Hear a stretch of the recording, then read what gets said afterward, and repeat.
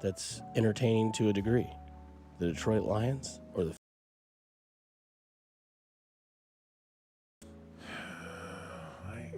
Same story, different years. Philly, I think. Detroit's doing it a little bit differently this year. You know, Still new leading the coaches. North. I know, still leading the North. They're more fun for me. I enjoy Detroit, so I'll go Detroit. Can you repeat the question, librarian? Yeah. What's a same story, different year that you're still willing to read? The Detroit Lions or the Philadelphia Eagles? Well, I'll read the Eagles because I don't think it's the same story as last year for the Lions with new coaches on both offense and defense. And now there's talk that head coach Campbell has taken over as USC. So I think it's a really different story, actually. Detroit, I'll take Philly. Okay. New hope story. Pittsburgh or Tampa Bay? Tampa Bay with a lot of damaged goods. Not out there yet. No Godwin, no Bucky, no Evans, but still hope to be a playoff team and continue to run. Or the Pittsburgh Steelers play good. Is there still hope for Aaron Rodgers and the black and yellow? I'm going to go with Tampa. Division's easier. Less competition. Bunch of losers. So I'll go Tampa. It's the better hope story based on attrition. If we're going with hope, it's Pittsburgh. But I think the better team's Tampa Bay by a wide margin. God, you know how to do the rules. I love that. And best new chapter story, the New York Giants or the field? The field. I don't know that the Giants know how to hire a head football coach. Oh, for sure, the field. I think it's bad to keep your GM and fire your head coach because the GM didn't want Dart. Remember that. He's not the brightest of the bunch at a GM spot. So give me the field. Gotta love that. That is the library here in Fescoe and Dusty, as I am now blind for the next 30 minutes. Whoever think these are Scott Parks, wow. Why are they in here? Because I just went and got them. Oh, you did? Okay, I thought they were sitting in here. Stole them from the desk for the library edition. Gotcha, okay. I am interested in, to me, the two biggest games of the season, or of the week this week, are both divisional games. The Seahawks and Rams this week is going to be electric, and Denver, Kansas City is also going to be an electric game. If I had to pick, gun to my head, I would take Kansas City and I would take the Rams. But I could see. You talking straight up or with the points or with the spread? Straight up, yeah, just straight money line because the Chiefs favored by 4. Yep. I've yet to see what the odds are for according to Vegas when it comes to that game against Seattle. Let's see what they say here. Seattle and the Rams. I got the Rams at 2.5-point favorites in L.A. So it'll be Darnold versus Stafford. The winner will lead that division. And then you have the Chiefs and the Broncos, where if the Chiefs can beat the Broncos, then I don't know what they're going to say in Denver.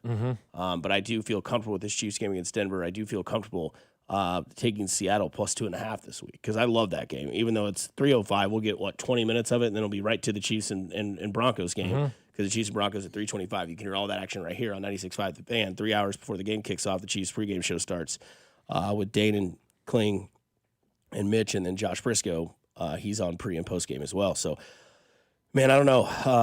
It's interesting that we say it's the same story in Philadelphia, or it's not the same story in Detroit, but yet here they are again, once again, with everybody saying that division could be great, and you look at what it is in the NFC, and Detroit is the number one wild card team in that division. Obviously, or not the number one. They are leading the NFC North at 6-3, and the Chicago Bears 6-3.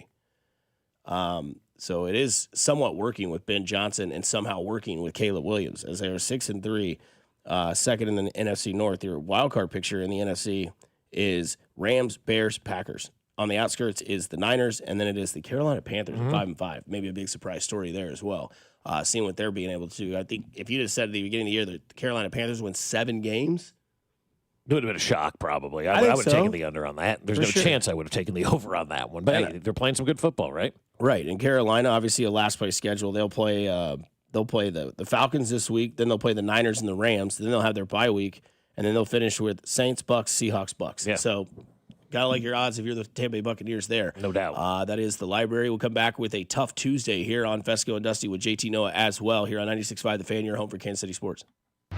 This is Fescoe and Dusty. Tune in to hear from ESPN's Nate Taylor every Thursday at 8:20, right here on your home for Chiefs football. 96.5 The Fan. Fescoe and Dusty is brought to you by Golden Oak Lending. Do you need extra cash? Golden Oak Lending can convert your home's equity into cash in as little as 14 days. Let Golden Oak Lending cure your blues. Well, I'll tell you what, guys. Remember that first time, but it's not the first time that you're thinking of. Oh, no. It's the first time that erectile dysfunction ruined the moment for you. And if you're over 50, it's likely you've had the first time yourself. But the good news is that if you're like most men, the first time can be the last time that ED impacts your sex life. And ED is nothing more than a medical condition. That's why Heartland Men's Health have treatments that work when the pills or herbals fail. They have treatments with success rates well over 90%. And some treatments can even have you last an hour or more. So if ED has been affecting your intimacy, it's time to make the last time that happens the last time that happens. Schedule a consult with Heartland Men's Health today.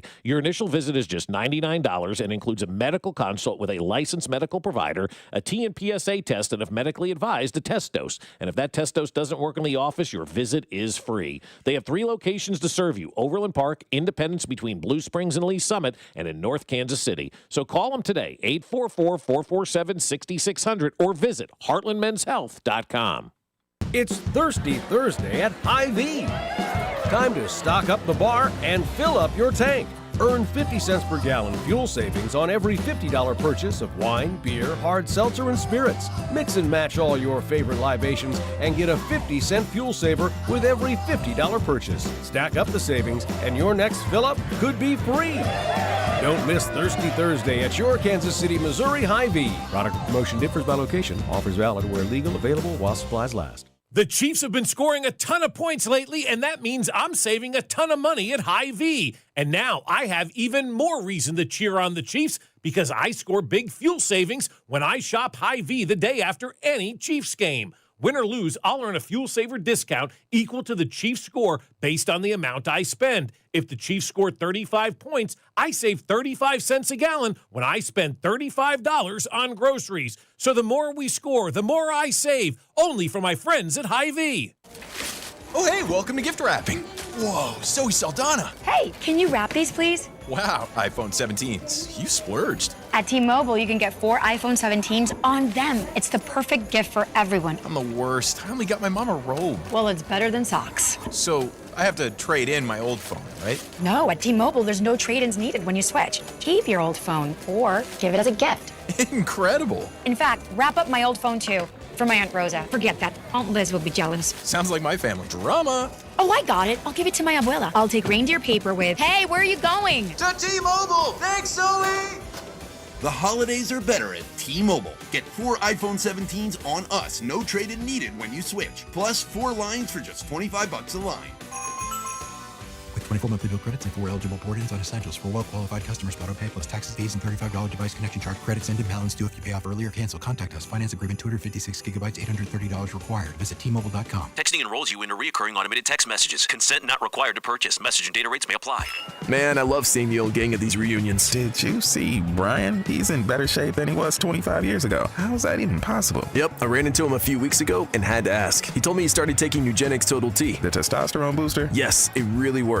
I started taking it right away and I'm already seeing results. I was wondering what you were doing. You seriously crushed me in that pickup game last week. Yep, after 40, energy, strength, drive, it all starts going downhill. But with Nugenix Total T, I feel like my old self again. Stronger, leaner, and my energy is way up. My wife even noticed a difference in the bedroom. They're giving out complimentary bottles right now. Just send them a text. Text HEFTY to 321-321 for your complimentary bottle of Nugenix Total T, the #1 selling testosterone booster. Text now and you'll also get a free bottle of Nugenix Thermo X, our most powerful fat incinerator. That's HEFTY to 321-321. These statements have not been evaluated by the FDA. This product is not intended to diagnose, treat, cure, or prevent any disease. Get ready, Missouri. FanDuel, America's #1 sportsbook, is coming soon. Starting on December 1st, new customers in Missouri can get up to $300 in bonus bets when you make your first $5 bet. From touchdowns to three-pointers, with FanDuel, any play can be the play of the game. With live betting, you can even get in on the action after the game has already started. All on an app that's safe, secure, and easy to use. Visit FanDuel.com/Missouri to learn more. And you'll be all set to bet when FanDuel goes live in Missouri on December 1st. That's FanDuel.com/Missouri. Play your game of FanDuel, the #1 rated sportsbook app. Must be 21 and present in Missouri. First online real money wager only. $5 first deposit required. Offer starts 12/1/25. Excludes customers who redeem pre-launch sign-up offer. Bonus issue is non-withdrawable bonus bets which expire 7 days after receipt. Restrictions apply. See terms at sportsbook.fanduel.com. Gambling problem? Call 1-800-GAMBLER or visit fanduel.com/RG. Good morning, Kansas City. This is Trent McDuffie, and you're listening to Fescoe and Dusty on your home for Chiefs football, 96.5 The Fan. Brought to you by Golden Oak Lending. Do you need extra cash? Golden Oak Lending can convert your home's equity into cash in as little as 14 days. Let Golden Oak Lending cure your blues.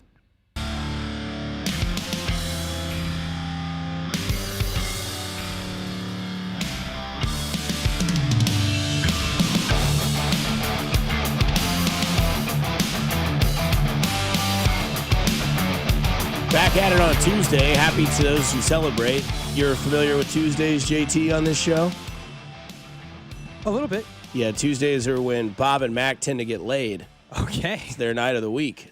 You also have a significant other, so best of luck to you on a Tuesday. Okay, great. I will be sitting on the couch alone, which is what I do on Tuesdays, and have sex with myself. Which is weird to say out loud, but that's what happens on Tuesdays because I just watch documentaries and movies. It's my away from sports tonight, unless there's a banger of an NBA game on, which I'll obviously tune into that. But since it is a Tuesday, we can get into our tough Tuesdays here on 96.5 The Fan, where maybe somebody's having a rough week. So we can dive into that. I can start us off here. Sure. Yeah, give us a go. Your name's first on the list. Yeah, I think my Tough Tuesday goes to the entire roster of the Los Angeles Chargers. Okay. Gadsden, the tight end that they had just discovered who was doing very well. Yeah. Now he's out. Joe Alt out. Omarion Hampton's still in a boot. They think he's going to come back. And a couple weeks after their bye week, I think is in week 12. Their first round. They have a late bye, yeah. Yeah, week 12, bye week. That's when they think Omarion Hampton will come out. We obviously saw Joe Alt leave on a cart with a high ankle sprain or high ankle injury. Second time this year. Yeah, man. And then you look at what is their thriving and up-and-coming tight end, which tend to be Justin Herbert's like #1 target. Yep. Outside of Keenan Allen. And I worry about the Chargers holding up. I know Justin Herbert is still doing it. He's playing well this year. Somehow, with all these injuries, they are still thriving and still winning. Yep. But again, I think time will catch up to them. So a tough Tuesday for me is the Chargers again losing another crucial player. Avoided serious injury with Gadsden, but I think what he had and what he had brought to that offense, now that's another weapon you take away from Justin Herbert. Even though Joe Alt doesn't go out and catch passes, that is a dynamic. That's a weapon on your line. So we'll see if that holds up. But again, a tough Tuesday for the Los Angeles Chargers. Yeah, they seemingly just get injury after injury after injury, and they find a way to kind of continue on, which is it's a credit to Jim Harbaugh for being able to kind of keep that thing, up and center, during a very, very difficult time for them. It's same with San Francisco, man. You see these injuries happen around the league, and you can either sulk or you can say, screw it, let's go out there and use this as an opportunity. And so far, the Chargers and the 49ers, for that matter, are using those injuries as an opportunity. They what do they say? The Chargers charging. They get the Jacksonville Jaguars this week in Jacksonville. Yep, that's an East Coast game. Jacksonville will probably win that game. Okay, then they have the bye week in week 12. Then they get the Raiders, Eagles, Chiefs, Cowboys, Texans, Broncos. Yeah, that's a hell of a finish for that's why they're sitting atop the division right now, or second place in the division. Right. They have a backloaded schedule. We had a front-loaded schedule. They've got a backloaded schedule. My Tough Tuesday this week goes to Joe Shane, who's the Giants general manager. JT kind of touched on it yesterday, and when today. Last segment is what I'm talking about. But yesterday, the Giants fired their head coach, obviously, and Brian DeBall, as Todd Haley famously once called him. And they kept the general manager and then released a statement that he would be leading the search process. Good. The amount of hate that came down yesterday, both nationally and New York, for the fact that they're keeping the general manager, I was actually kind of floored by it. I'm like, wow, because here's my thinking right now. Just because you're keeping the general manager and you're going to allow him to be part of the coaching search or be, the guy who's leading the coaching search, doesn't mean that guy is safe and is part of this thing. Scott Pioli hired Andy Reid. He was the general manager. Andy Reid promptly fired Scott Pioli the next day, and they parted, if you will. The organization, as they like to say, mutually agreed to part ways. just because Joe Shane is there right now doesn't mean he has to be part of the future going forward with this organization. And if you want to go out there and you've got Mike Tomlin as the guy that you want as your coach and you're willing to make a trade for him, and Tomlin says, I'm not coming here because that GM is here, well, then you simply fire that GM and pay him to go away. I mean, it's not that hard of a process. But I think he's having a tough day because they fired Dayball yesterday, and every NFL insider, talking head, ESPN, NFL Network, all over the Odyssey app, everybody was ripping into that general manager yesterday. And so it turned out to be like tough day for Dayball, but even tougher day for that Giants general manager. JT, you got a tough Tuesday? I do. I was going to lean college, and then I said, you know what? There was a really tough Sunday for the Buffalo Bills. They were riding so high. We beat the Chiefs. We won the Super Bowl in the regular season, and then they fall flat on their face to the Miami Dolphins. Not only that, they got blown out.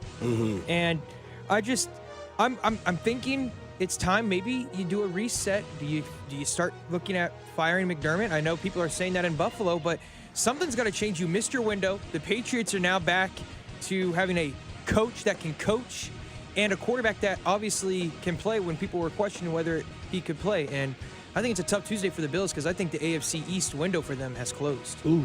Well, I've said that 2 years ago, that the window was closed for Buffalo in the AFC East, and I swung a miss, but I'm with you on this one. The person that they should hire is Brian Daboll right now to bring him back as a consultant for the organization. Look at Josh Allen's numbers with Brian Daboll from 18 to 21, from the time he was a rookie in this league, his first 3 years. Unbelievable. Look at his numbers now. Still pretty good, still very comparable, but him and Brian Daboll were kind of, together. I mean, they had the same brain, if you will. And so the fact that he is now a free agent and you're having your problems on offense in Buffalo right now, and there was talk about firing the offensive coordinator again. Joe Brady. Yep, and moving on from him. They just moved on from an offensive coordinator 2 years ago. The Buffalo Bills are absolute fools if they don't go and call Brian Daboll and say, hey, come in here and see what we can do for the rest of the season. I would even say this, and maybe it's off the walls here, but I think Buffalo has the wrong kind of head coach. With your offense, you need an offensive-minded head coach, and McDermott's a defensive mind. Say, all right, kick the road, McDermott. We're going to bring in Daboll as our head coach and coach this Buffalo team. It's an interesting way to go. I don't know that I would bring in Daboll as the head coach in Buffalo, but I would definitely have him brought in for the rest of the year as a consultant on things because he knows what makes Josh Allen tick. And in the NFL, man, you want to have every advantage that you can possibly have. That is an advantage for Buffalo. And the fact that Sean McDermott said yesterday, we're not thinking about bringing Brian Daboll in, I thought about bringing Brian Daboll to Buffalo the minute he was fired from the Giants. I'm like, to myself, he ought to go to Buffalo. That'd be good for Josh Allen. And they say that they're not thinking about it. If they're not thinking about it, that's grounds for termination for Sean McDermott in Buffalo. Yeah, there's we'll see how the season plays out for Buffalo, but this was Damian Woody on Get Up about the Bills' window closing. They've royally messed up their window. They've had the AFC East locked down for 6 years. Yep. And they have nothing to show for it. And guess what? You just mentioned it. Yep. Here are the Patriots. They're back again. And so you look at Josh Allen. You look at this game yesterday. You heard whispers, it was the Miami Dolphins. This is not a trap game. I'm sorry. Buffalo, you're not even leading the division, and it's a divisional game. You got your butts whipped against the Miami Dolphins that we had written off dead to rights. Yep. Fired their general manager. Yep. Their coach is basically out the door, and all they did was whip your behind down there in South Beach. This is not a bad game. This is more of a bad sign for Buffalo, in my opinion. I like Damian Woody. I usually agree with everything he says. So, I got nothing to rebut with Damian Woody because I'm the guy who closed the window on Buffalo 2 years ago. I said, I think this window's closing on Buffalo. I may have been a little bit early to that party. Are you the Mike Florio? Come on. When Andy Reid's going to finally retire, you're finally going to be like, yeah, I got you. But you look at Buffalo, like if Kadarius Toney doesn't line up offsides, we're talking about a completely different legacy for the Buffalo Bills than the one that we have right now. If Kadarius Toney is on on sides. The Chiefs win that game. Buffalo falls, I believe, to like 6-6 or maybe even under 500. The Chiefs lock up that 1 seed. Buffalo may not even make the playoffs that year. And they kind of took off after that Chiefs win, and they used that obviously as momentum. And so I think that game right there, if Kadarius Toney doesn't line up off sides, Sean McDermott may not be the head coach in Buffalo right now, because if that season continues to dissipate the way that it did, they may have moved on Sean McDermott at the end of that season. The Bucks, maybe not the most, thrilling or toughest road in the next 5 weeks, but they get Tampa Bay at home. They go to Houston. They go to Pittsburgh. They then get the Bengals at home, and then they play the big one at New England. So Joe Burrow should be back by December 7th. Steelers, we don't know what they could be. C.J. Stroud should be back in 2 weeks, and Tampa Bay is going to give you everything they got. They're going to fight until they. That's Buffalo's next group of schedules. That's their next 5 games: is home against Tampa, at Houston, at Pittsburgh, and then home against Cincinnati and at New England. So it's a hell of a road right there, yeah. And they've got New England does their job at home in that noon game on December 14th. Holy smokes. I mean, we're looking at Buffalo possibly missing, because if you think the Chiefs are going to make the playoffs and not win the AFC West, that means 2 teams of the AFC West, maybe 3 teams come out of the AFC West as, playoff teams, which is one less wild card. And the one thing that holds on for Buffalo, which is also going to be big, is they do have the win over the Kansas City Chiefs. They do, and they have that tiebreaker in the wild card. So you're rooting for Tampa Bay, Houston, Pittsburgh, Cincinnati, New England in the next 5 weeks to go up against Buffalo to get them out. Right. And then that would probably rip everything down, and they would have to be raised up again, obviously. And that's why the Clipper game this weekend and Jacksonville is like, I look at that, I'm like, who do we root for? Are we rooting for Los Angeles? Are we rooting for Jacksonville? Because you always want to root for your division opponents to lose, but Jacksonville is also one of those teams that beat us and has that leg up in the standings when it comes to the postseason. So are we rooting for Los Angeles to go in there and beat Jacksonville? Are we rooting for Jacksonville to beat Los Angeles? Like, this is kind of a catch-22, if you will, when it comes to, who we're rooting for on Sunday, because I think a loss by Jacksonville over the weekend, this weekend, I think all but kind of pushes them to the side a little bit. We kind of get them out of the picture. At least that's where I look. But also, too, a loss by the Chargers in the division, that's another loss that the Chiefs don't have to go find somewhere else when it comes to, jumping over teams to win their 10th consecutive AFC West. And so I think it's very intriguing, this game this weekend with the Chargers and with the with Jacksonville. I'm torn right now on who I think it's better for the Chiefs to win that game. So last week when the Jags decided to blow the lead to the Texans, it said, okay, well, I'm okay with them beating the Chargers because their tough schedule comes up. They've got the Colts still twice. They haven't played a single game. They haven't played the Colts yet. Okay, cool. They still go to Denver. They still have Denver.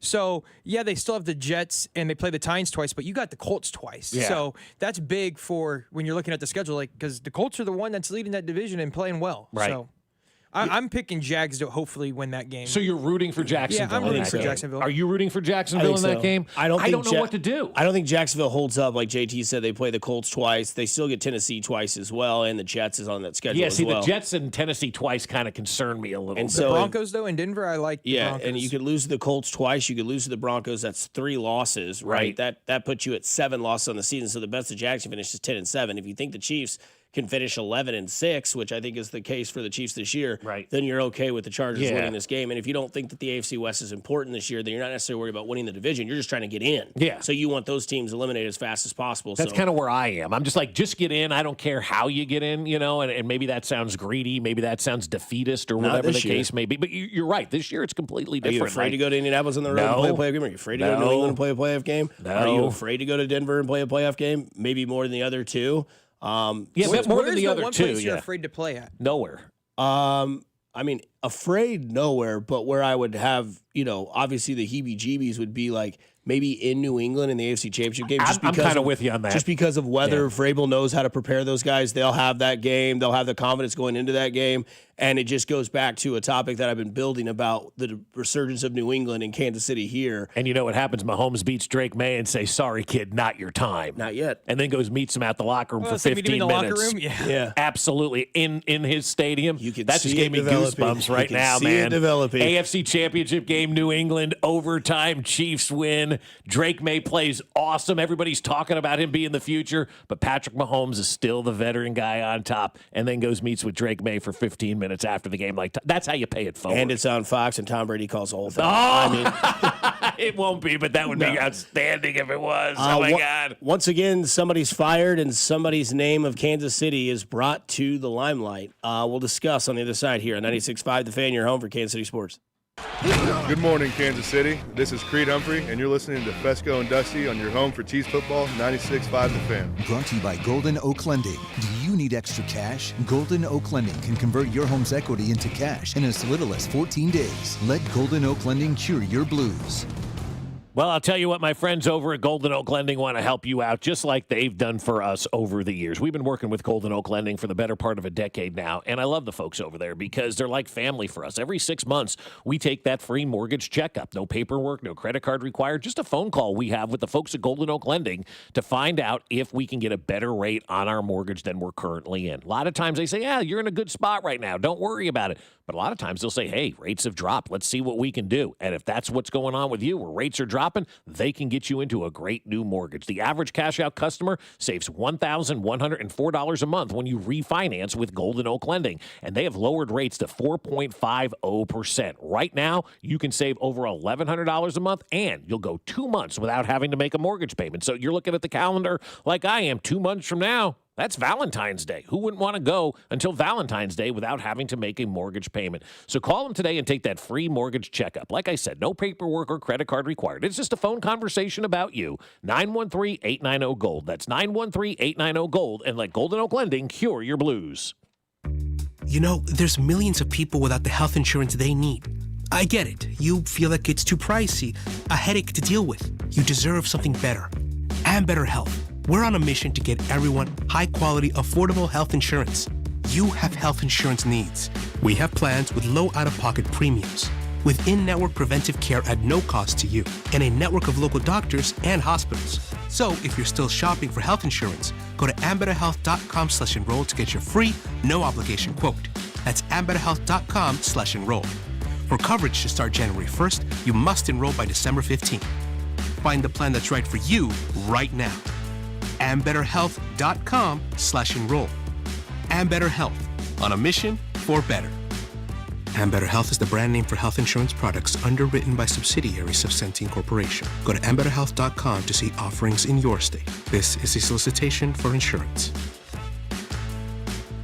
All right, Gen Z guys, did you know whether you have a college degree or not, your chance of being unemployed is basically the same? Not exactly inspiring. There's another way. Centric Training helps you get hands-on, real-world tech skills for a career in cybersecurity. No gen ed classes. Just get what you need to get hired. You're trained in just 4 months, not 4 years. Plus, they help you land that job. And if you're not sure about your future, head to Centric.com. Book a call with our friend Russ Mondry. Cybersecurity is where the world's going, so let Centric help you get there. It's about time delivery worked on your schedule. Same day, next day, or scheduled in advance. However you plan it, the Home Depot delivers the whole job. From drywall to doors, plumbing to paint, we'll get it there when you need it. Because on the job site, timing is everything.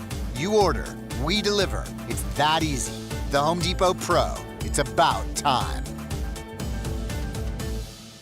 Okay, I have to tell you, I was just looking on eBay where I go for all kinds of things I love, and there it was. That hologram trading card. One of the rarest, the last one I needed for my set. Shiny like the designer handbag of my dreams. One of a kind. eBay had it, and now everyone's asking, ooh, where'd you get your windshield wipers? eBay has all the parts that fit my car. No more annoying, just beautiful. Millions of finds, each with a story. eBay. Things people love. Happy Veterans Day from all of us here at 96.5 The Fan, KFNZ FM and AM, HD1 and HD2 Kansas City, in Odyssey Sports Station.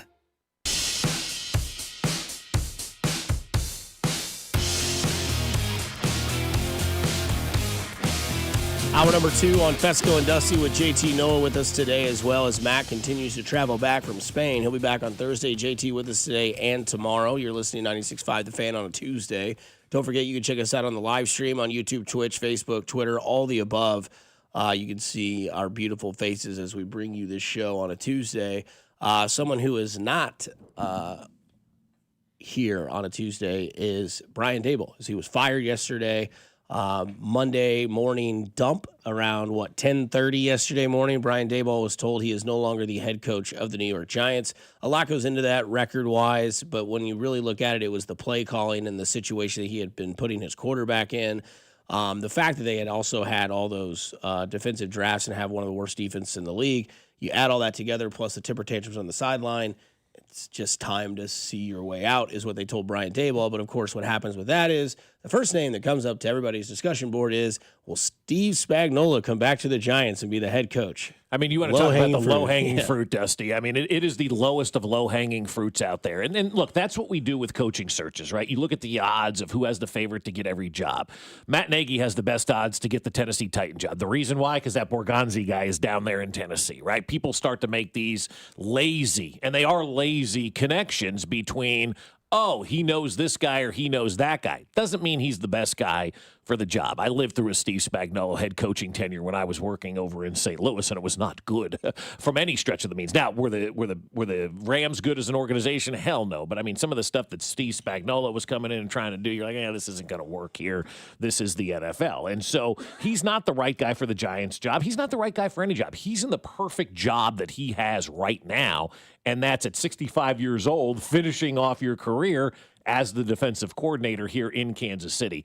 And you have to ask yourself, too, at 65, why would you want to go deal with that headache when you got like a year or two left here, however many long years left here, and you're on a championship caliber team? Every year you have an opportunity to win a championship, and you're not carrying the weight of an organization on your shoulders. Steve Spagnuolo has been there. He has done that as the head football coach.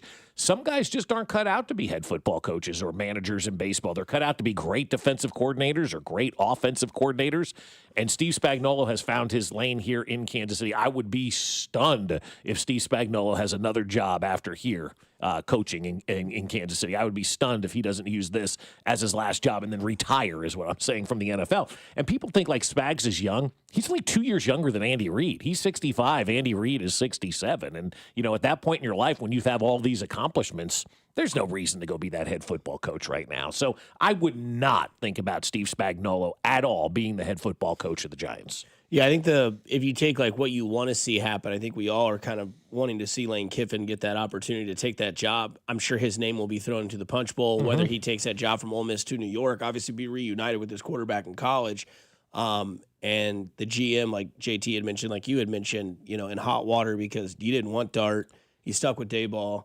You did the whole thing with Daniel Jones, and now all of a sudden it's like, well, you have your quarterback, you don't have your head coach, you've got your defensive players, you don't have a defense. Obviously a tough year with them with losing Malik Neighbors and losing Cam Scatterbo in the same year to catastrophic injuries.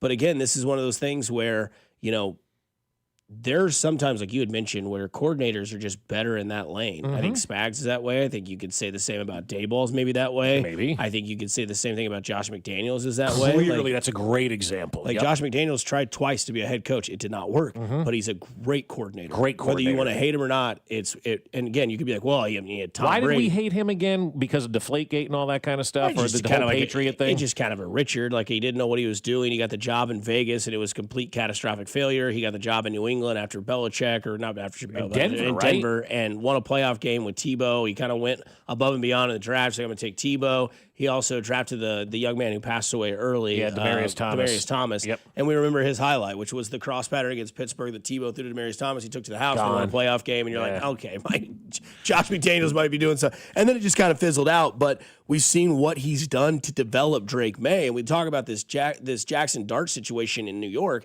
and it may not necessarily be quarterback problems in the NFL. It might be a way to get quarterbacks prepared in the NFL. It's a coaching problem in the NFL. Yeah, and it's the fact that these coaches can't develop these quarterbacks, and I don't know if it's because they're out of touch, if they're just too stubborn, if it's a lot of both. But again, you look at Jackson Dart, he's played, 6 games? He's been in concussion conversations four times. Yeah. And it's the fact that they're running run plays, even though they know he's damaged and he's hurt. You got to try to protect your future. You got to protect the talent, right? As Ben Heisler once said in a hotel room covering a Royals game or whatever it may have been.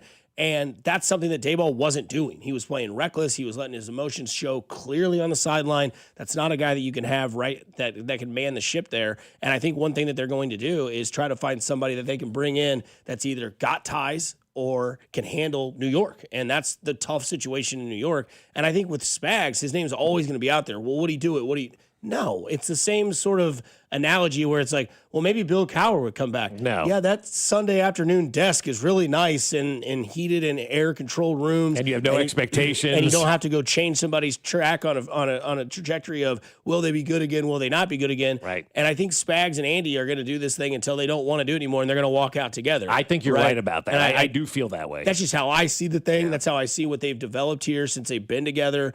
And it's not going anywhere anytime soon, I don't believe. I think Andy could coach until he's 70. That's 3 more years. Spags could coach until he's, 68, 69, 70 as well.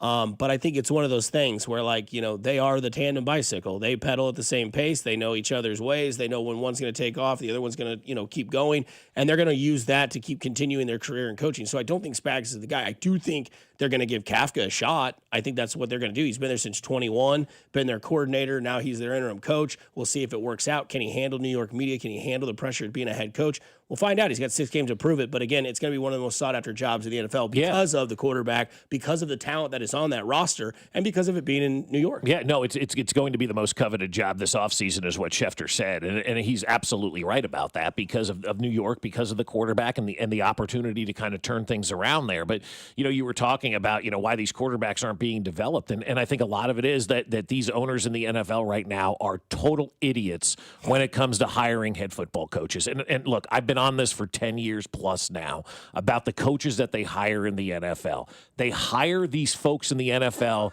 that don't have the proper experience yet. We've allowed the nerds and the semi-pro football out of focuses to dictate these coaching hires more than they need to be. And everybody panics and thinks, oh, I got to have the next offensive coordinator that worked with this guy or the next offensive coordinator that worked with that guy. And then you realize that guy's only 30-some years old and he doesn't have enough experience to run an NFL team. Because when you're the head coach of an organization, you're the leader of that organization, and you get up there in front of those players and they can see right away if you know what you're doing. And these players will let you know right away if they're buying in or not buying in. And I just think the coaching hiring in the NFL for the last 10 years has been totally abysmal, and guys are swinging and missing. And excuse me, that's why we're seeing a lot of these quarterbacks, Dusty, fail at the NFL because they're not being put into good situations. They're not being, raised with good head coaches and good development in this league. Mm-hmm. And these owners are trying to hire the next great play caller out there, allegedly, as opposed to going out and hiring the true veteran head football coach that knows what he's doing. And that's why I would totally pass on Mike Kafka right now. I don't think the Giants are built as an organization or where they are as an organization to hire a guy who's never done it before. They've done that so many times now. They've got to go out there and they've got to hit a home run. They've got to go out there and they've got to find that veteran head coach, whether it be by trade, whether it be somebody gets fired that we're not expecting that's out there. I think where the Giants are right now, they cannot afford to go down the streets of hiring a guy who's never done it before. They need to go out there and as like you said earlier, do the Dick Vermeil move that the Kansas City Chiefs did 20-some years ago. Somebody in the text line's in your same lane. They said from the 816, John Gruden to the Giants. I don't know if Gruden ever coached again in the NFL. Again, that goes back to your Cowher point. Yeah. Why would John Gruden want to coach again in the NFL when he's sitting there getting free swag and having fun at Barstool, I think he's actually different than Cowher, whereas Cowher, I think, was a little bit older and had, was over it. Whereas, I don't know if Gruden's ever going to be done with it. It's like Binkley. I don't know if Binkley's ever not going to watch football until he can't. Right. I think Gruden will always want that opportunity because I think he just eats, lives, breathes, and crap. He's also suing the league. Is he still doing that? That's still ongoing? Okay, well, that's interesting. Coming up on the other side, Andy Reid spoke yesterday about the running back situation, and JT comes back with one word as well at 7:30 here on 96.5 The Fan, your home for Kansas City Sports. Good morning, Kansas City. This is Nick Bolton, and you're listening to Fescoe and Dusty on your home for Chiefs football, 96.5 The Fan. Brought to you by Golden Oak Lending. Do you need extra cash? Golden Oak Lending can convert your home's equity into cash in as little as 14 days. Let Golden Oak Lending cure your blues. I'll tell you what, my friends over at QC Kinetics are saying, hey, call us now. That's right. Call us right now, and you can see what's going on inside your body, and we're going to make you feel better. And we're going to do it without surgery. We're going to do it without pain pills, and we're going to do it without a long recovery, just your body remembering how to feel alive again. So if it's a elbow pain, if it's knee pain, if it's back pain, if it's hip pain, QC Kinetics taps into your own body's regenerative power using natural healing factors that help restore and repair that damaged tissue, reduce inflammation, and relieve pain at its source. And like I said, no surgery, no pain pills, and no long recovery. It's the freedom that QC Kinetics provides every day for thousands of Americans. And this Veterans Day, QC Kinetics is giving back to our heroes. Veterans will get $500 off their treatment, and for every non-vet who starts care, QC Kinetics will donate $500 to the Wounded Warrior Project. It's a great time to book your free consultation with appointments available on Saturday. So call them now, 816-412-6299. That's 816-412-6299. Off 435 in State Line and in Gladstone with QC Kinetics. More than a few of our patients have talked to me about their first time, but it's not the first time you're probably thinking about. It's the first time that erectile dysfunction ruined the moment. This is Jeff for Heartland Men's Health, and if you're over 50, it's likely that you've had that first time yourself. But the good news is that if you're like most men, that first time can be the last time that ED impacts your sex life. At Heartland Men's Health, we're experts in treating ED. We've treated tens of thousands of men using protocols with success rates well over 90%. And those treatments have, in most cases, made sex great again for both them and their partners. You could even find that you're performing like you haven't in years. So if ED has been affecting your intimacy, it's time to make the last time that happens the last time that happens. For just $99, you'll receive blood work, a medical consult, and if medically advised, a test dose. And if that test dose doesn't work in the office, your visit is free. Call 844-447-6600. That's 844-447-6600. Or go to heartlandmenshealth.com. At Casey's, when someone asked for a cup of coffee that wouldn't put them in debt, but still had freshly ground beans, rich flavor, and a price that starts with a 9 and ends with a D9 cents, we were too nice to say no. Any size darn good coffee, just 99 cents with Casey's Rewards. Limited time only. See store for details. I'm worth more. I'm worth a little more. I'm worth a lot more. You are worth more, and your car is worth more at GiveMeTheVin.com. Sell us your car. GiveMeTheVin.com.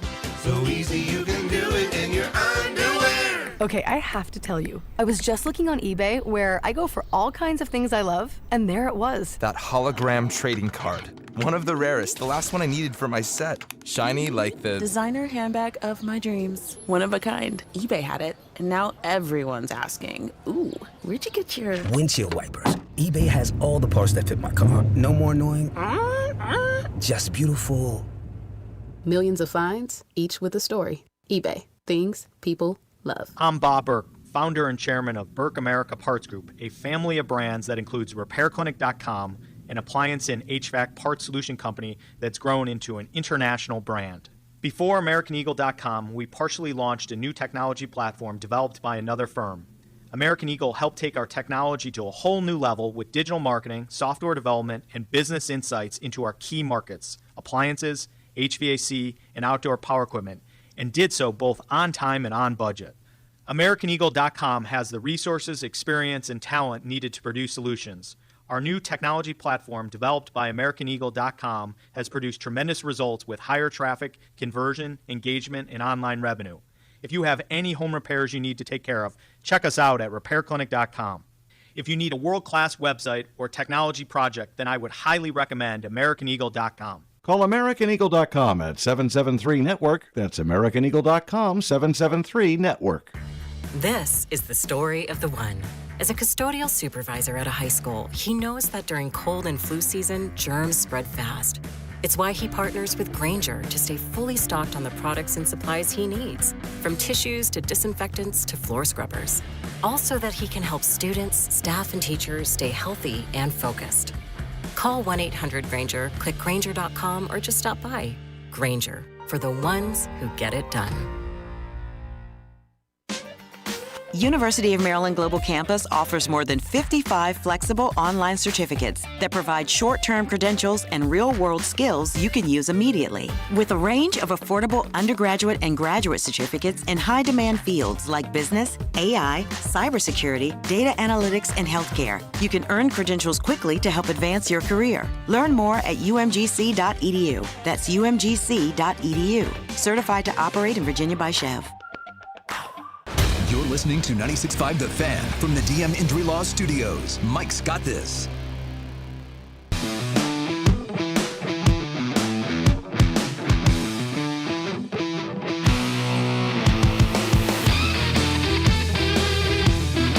Back in on 96.5 The Fan on a Tuesday. Sun's starting to show itself. Should be a decent day outside. A little 60-degree day. Yeah, you playing golf today? No, not till Saturday. Too Not cold? till Saturday. Saturday going to play at 7:50 in the morning. Perfect. You'll be done by the time the sun sets. Yep. I'll be done in time to go home, grab some lunch, and then go to Diddy Matthews' wedding. That's right. Can't Excited wait for that. about Should that be one. interesting. I don't know why I'm there. The most out-of-pocket person to be at this wedding, but here we are. Yeah, but you got to embrace it. Well, we'll see. Yeah. Well, actually, I told him the guest list. I'm like, you kind of got to behave yourself at this one. He's like, Yeah, it's one of those 2-drink limits. Yeah, if that. Yeah. Hey, Sherman. Let me give you some advice. Let me tell you, John, the fact that you're moving to Kansas, man, let me tell you, Yeah. I don't like that. Okay, Dusty's going to have to Why'd you leave. not bring in Ohtani? Come on. Hey, I was talking to a buddy of mine. This weekend was my birthday. I go, this is one of It the was? coldest. Yeah. JT. How old are you? 25. There you go. Nice. Big. Now you can rent a car and I not know, have to pay right? the surcharge. My mom told me that. I was like, there's no way that's possible. Like, I thought I could rent a car.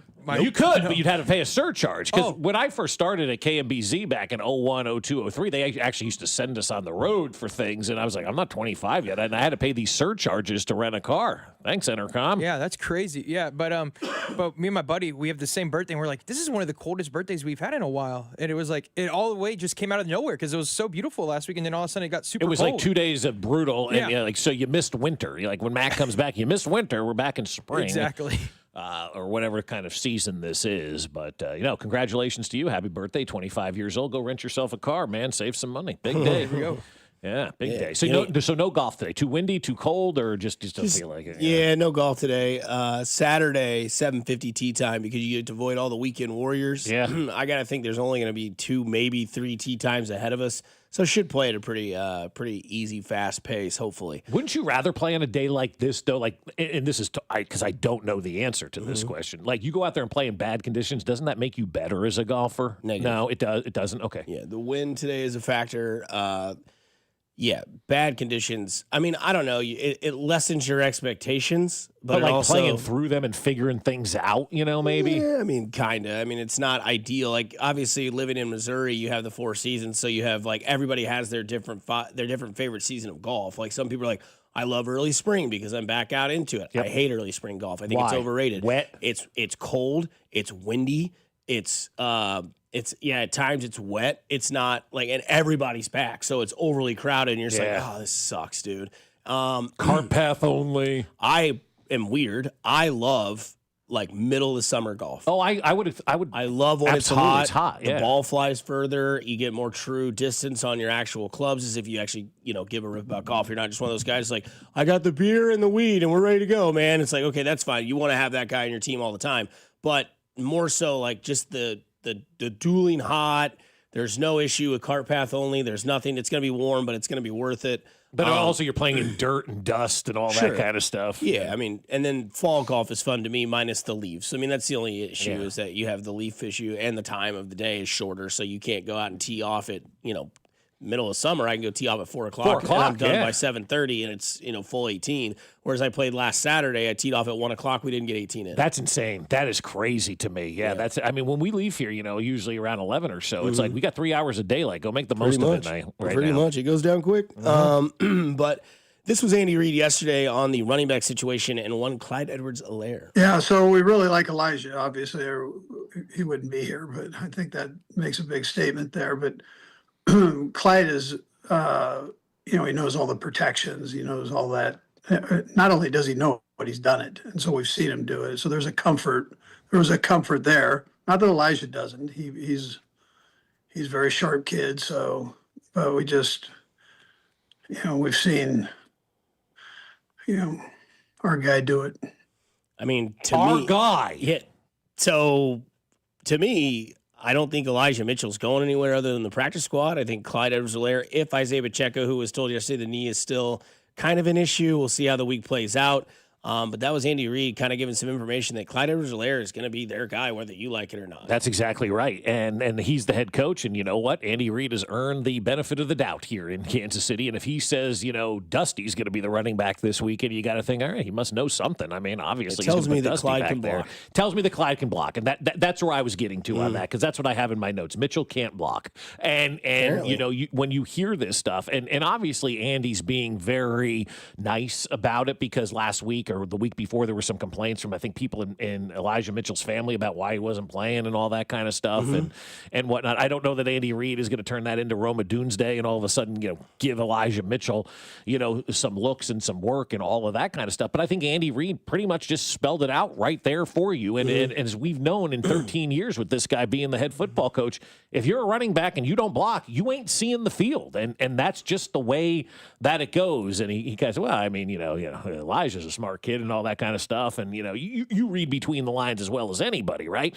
And so I heard that. I'm just like, okay, Elijah Mitchell's not figuring out the blocking side of things. And until he does, Elijah Mitchell's going to be on the field, on the sidelines, because that's the number one thing that running backs have to do in this offense, according to Andy Reid. It may not be what you want, may not be what I want, next guy wants, but the head football coach says the number one thing that you need to do as a running back is block. And if you're not going to do that, your ass is on the bench. Our guy is how he ended Our that. guy with Clyde. I mean, I like the support that the Chiefs have shown Clyde Edwards-Helaire as well. I know people are like, this is, what's the word that I'm looking for? A rock bottom business and whatnot. If you don't produce, you're out and all that kind of stuff. And really, Clyde hasn't done a whole heck of a lot. Clyde's been through a lot in his life. This organization has kind of come along Clyde Edwards-Helaire, and there is something to be said positive for that as the organization is doing with him. Do you kind of figure out, like me and my buddies were talking about Elijah Mitchell. Do you think Elijah Mitchell's like when you're at a restaurant and say you get a food that you really want and it turns out bad, but you don't want to say anything? Do you think it's kind of like that part where they went out and they got Elijah Mitchell thinking he was going to be something great, and then it's turned out to be bad, but they don't want to leave him and show off like, oh, we made a mistake here. We just want to keep him on the back burner kind of sense? I don't think that you're wrong by saying that at all. Yeah, like you made a mistake, or like you've been in relationships, right? Yeah. You stay with somebody maybe a little bit too long. You know it's not right, 2 and you weeks. got to get out, and it's hard to move on, and then you end up married for 20. Oh, I'm sorry, I'm not speaking out loud. But no, I'm kidding. But like these relationships, sometimes you get in, right? And you can't find your way out, and you don't want to admit that it was wrong. Or what? Have you ever taken a job? When I moved to St. Louis, the first day I knew, this is a bad situation, right? But I lied to myself. I'm like, it's going to be fine. We'll figure it out, blah, blah, blah. It sucked. It was awful. And so you have mistakes that you've made in life, and you've tried to talk yourself out of that being a bad decision because you're stuck in this decision right now. I love that analogy, JT. I think that's really good.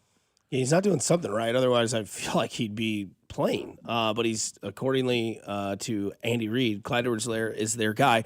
The other big question going into the bye week and coming back from the bye week is the availability of Josh Simmons. And this was Andy Reid on that situation. I think, Pete, what we'll do is just see where we're at here. And, we know we've got a good player in there now, and we know what Josh is capable of and all that. So we'll just see where we're at when they get back. Because we talked to Mitch Holtis last Friday, and he said he would see this as like a ramp up, right? Maybe he wouldn't start because Andy Reid was talking about the job that Jalen Moore has done as well. Sam, Jalen's he's done a nice job for us.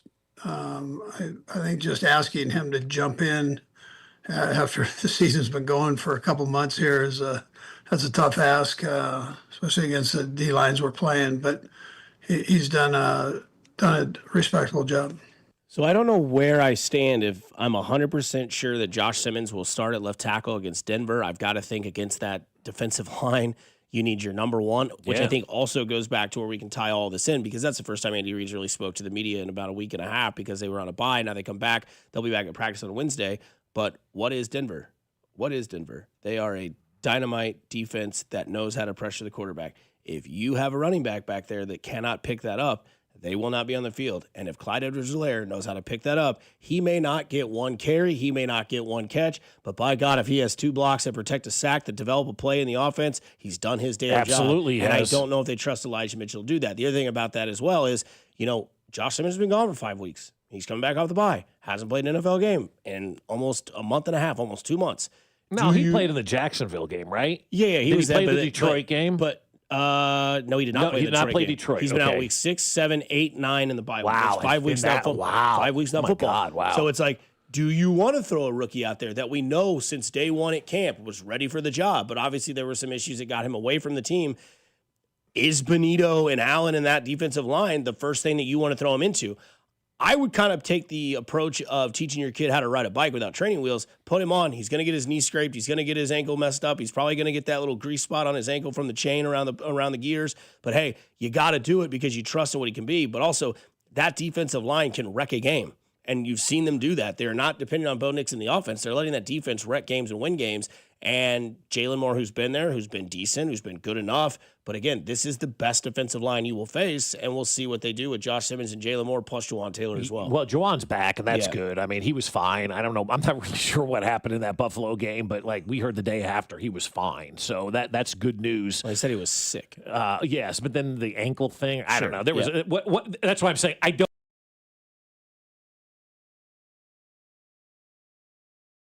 And Juwan Taylor's tapping out, one of those type of things, which is very possible. We've seen that before. But I think maybe you decide to go with 6 offensive linemen against the Denver Broncos. If you got everybody healthy and ready to go, you can report that guy eligible every single time and use that 6th offensive lineman, on your line of scrimmage. I wouldn't hesitate to do something like that. I'm not saying every single play, but a lot of times, why not go out there and give yourself that? Take one player out of, the receiving and keep somebody else in to protect yourself from that, that defensive line. But you make really good points with who we're playing this week too, Dusty, with why Clyde Edwards-Helaire is going to see the time because he does know how to block, and this defense gets out after it. And you're not going to put Elijah Mitchell out there if you do not feel comfortable that he can go out there and block. And so they're going to have to figure it out. Maybe CEH can pick up some of these carries, that Pacheco may miss again this week. But if it comes down to Isaiah Pacheco and we can't win a game without Isaiah Pacheco, then we're not a very good football team. So you got to figure this thing out. And I think they will. I love playing Denver off a bye.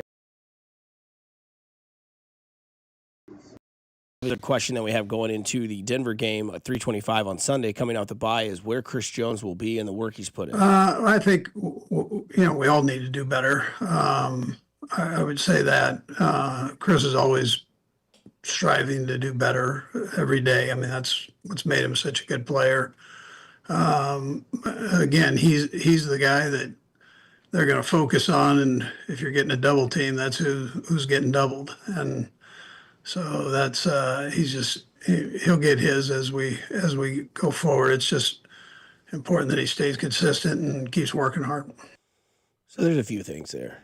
Stay consistent, work hard, but you're also going to get double teamed. So it's almost like not a backhanded comment, but it's almost like a thick sandwich of praise and work, right? I don't think he's getting the talk that Andy's given to Juwan Taylor or to guys in the past that have been not doing their job and they need a Andy Reid sit down. I don't think that's the case. I think it's just the trust that the rest of the season will develop and Chris Jones will get back to normalcy. But he's also got to continue to get to that level, which is work at the same level he's worked at when he was age 25, 26, 27, 28, 29, and now 30. You got to work harder the older you get with that kind of stuff. It's going to continue to happen with the double teams and trying to take him out of the game because he's another guy that if he can get back there and cause a disruption, he can wreck a game. He can absolutely wreck a game. But I'm also tired about the double teams too. Everybody gets double teamed in this league, right? I mean that seems like he's getting double teamed. Break through the double team. You're one of the highest paid, highest producing defensive linemen in this era of the NFL. So the double team thing doesn't fly with me. But when Andy said he will get his,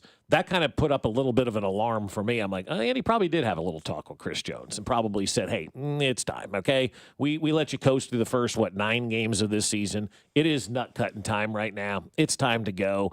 And I'm going to trust in you that you're going to get your ass in gear and you're going to start playing some better football. Got it? Okay, good. Okay, right, Pee-wee? Yeah, exactly. I mean, that's the kind of conversation it is with Chris Jones. Like, we're not going to sit you down. We're not going to have these one-on-ones. You got to play better. You're costing us games. But it's like, hey, Chris, you're a veteran leader on this team. It's time. It's time to turn it on. And maybe that's what Andy had to do, just kind of unleash the hounds, if you will, and tell these guys, all right, it's time to start playing, and we'll see what happens. Like, I'm getting more excited as the week goes on for this Denver game just to see how this team comes out.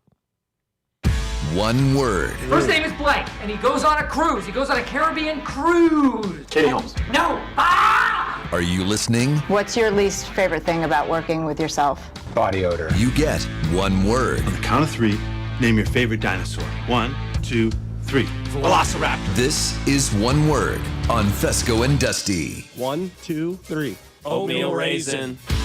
That's right. JT Noah takes over the one word for today and tomorrow until Mac is back. So, JT, hit it up with one word. One word for you guys. I want to take it to the baseball side. Big talk in Arizona about Ketel Marte being open in the market. What's your one word for if the Royals go after him? Yes. Second baseman with 30 home runs. Absolutely. The Royals just hired a new president. Got a chance to meet him yesterday. Comes from the Arizona Diamondback organization. Start working your wonders. Let's go. Let's make this a possibility. That's a player that ties this whole team together. And, yeah, you're going to have to pay. You probably have to trade Noah Cameron. So what? You have to trade Blake Mitchell. So what? Go out there and make your team better at the big league level. Make your team better offensively and defensively. This would be a home run move for the Royals if they go out there and got Marte. That's the way I think, anyway. Yeah, I don't think he's worth Noah Cameron, but I think he could be worth Chris Bubich. Fine, whoever, yeah. I think Noah Cameron gives you youth and a little bit more control. Bubich, obviously, you have a little bit of control, but Bubich has the history of the arm issue, but he also was an all-star last year, so he still has a high sell value. Marte is 31, I believe, but also could play outfield. He could be an outfield piece as well. He could play left field. He could play third. He could play second base, center field, left field. Guy's pretty solid. I don't know what Kauffman Stadium would do to him. I mean, it can change or it can make or break people at Kauffman Stadium, but my one word would be appetizing. That's a name. That's got some pop. That's a player that fits in the system. But again, I would send like Bubich to them because then, you can be like, hey, the guy's good. We set him down last year with shoulder fatigue. He had Tommy John surgery the year before that. You're hoping that it's the best is yet to come, and he was an all-star going into that season, was probably one of your best pitchers, if not your best pitcher, all the way up until about mid-July. And then obviously Noah Cameron kind of took over with that lead.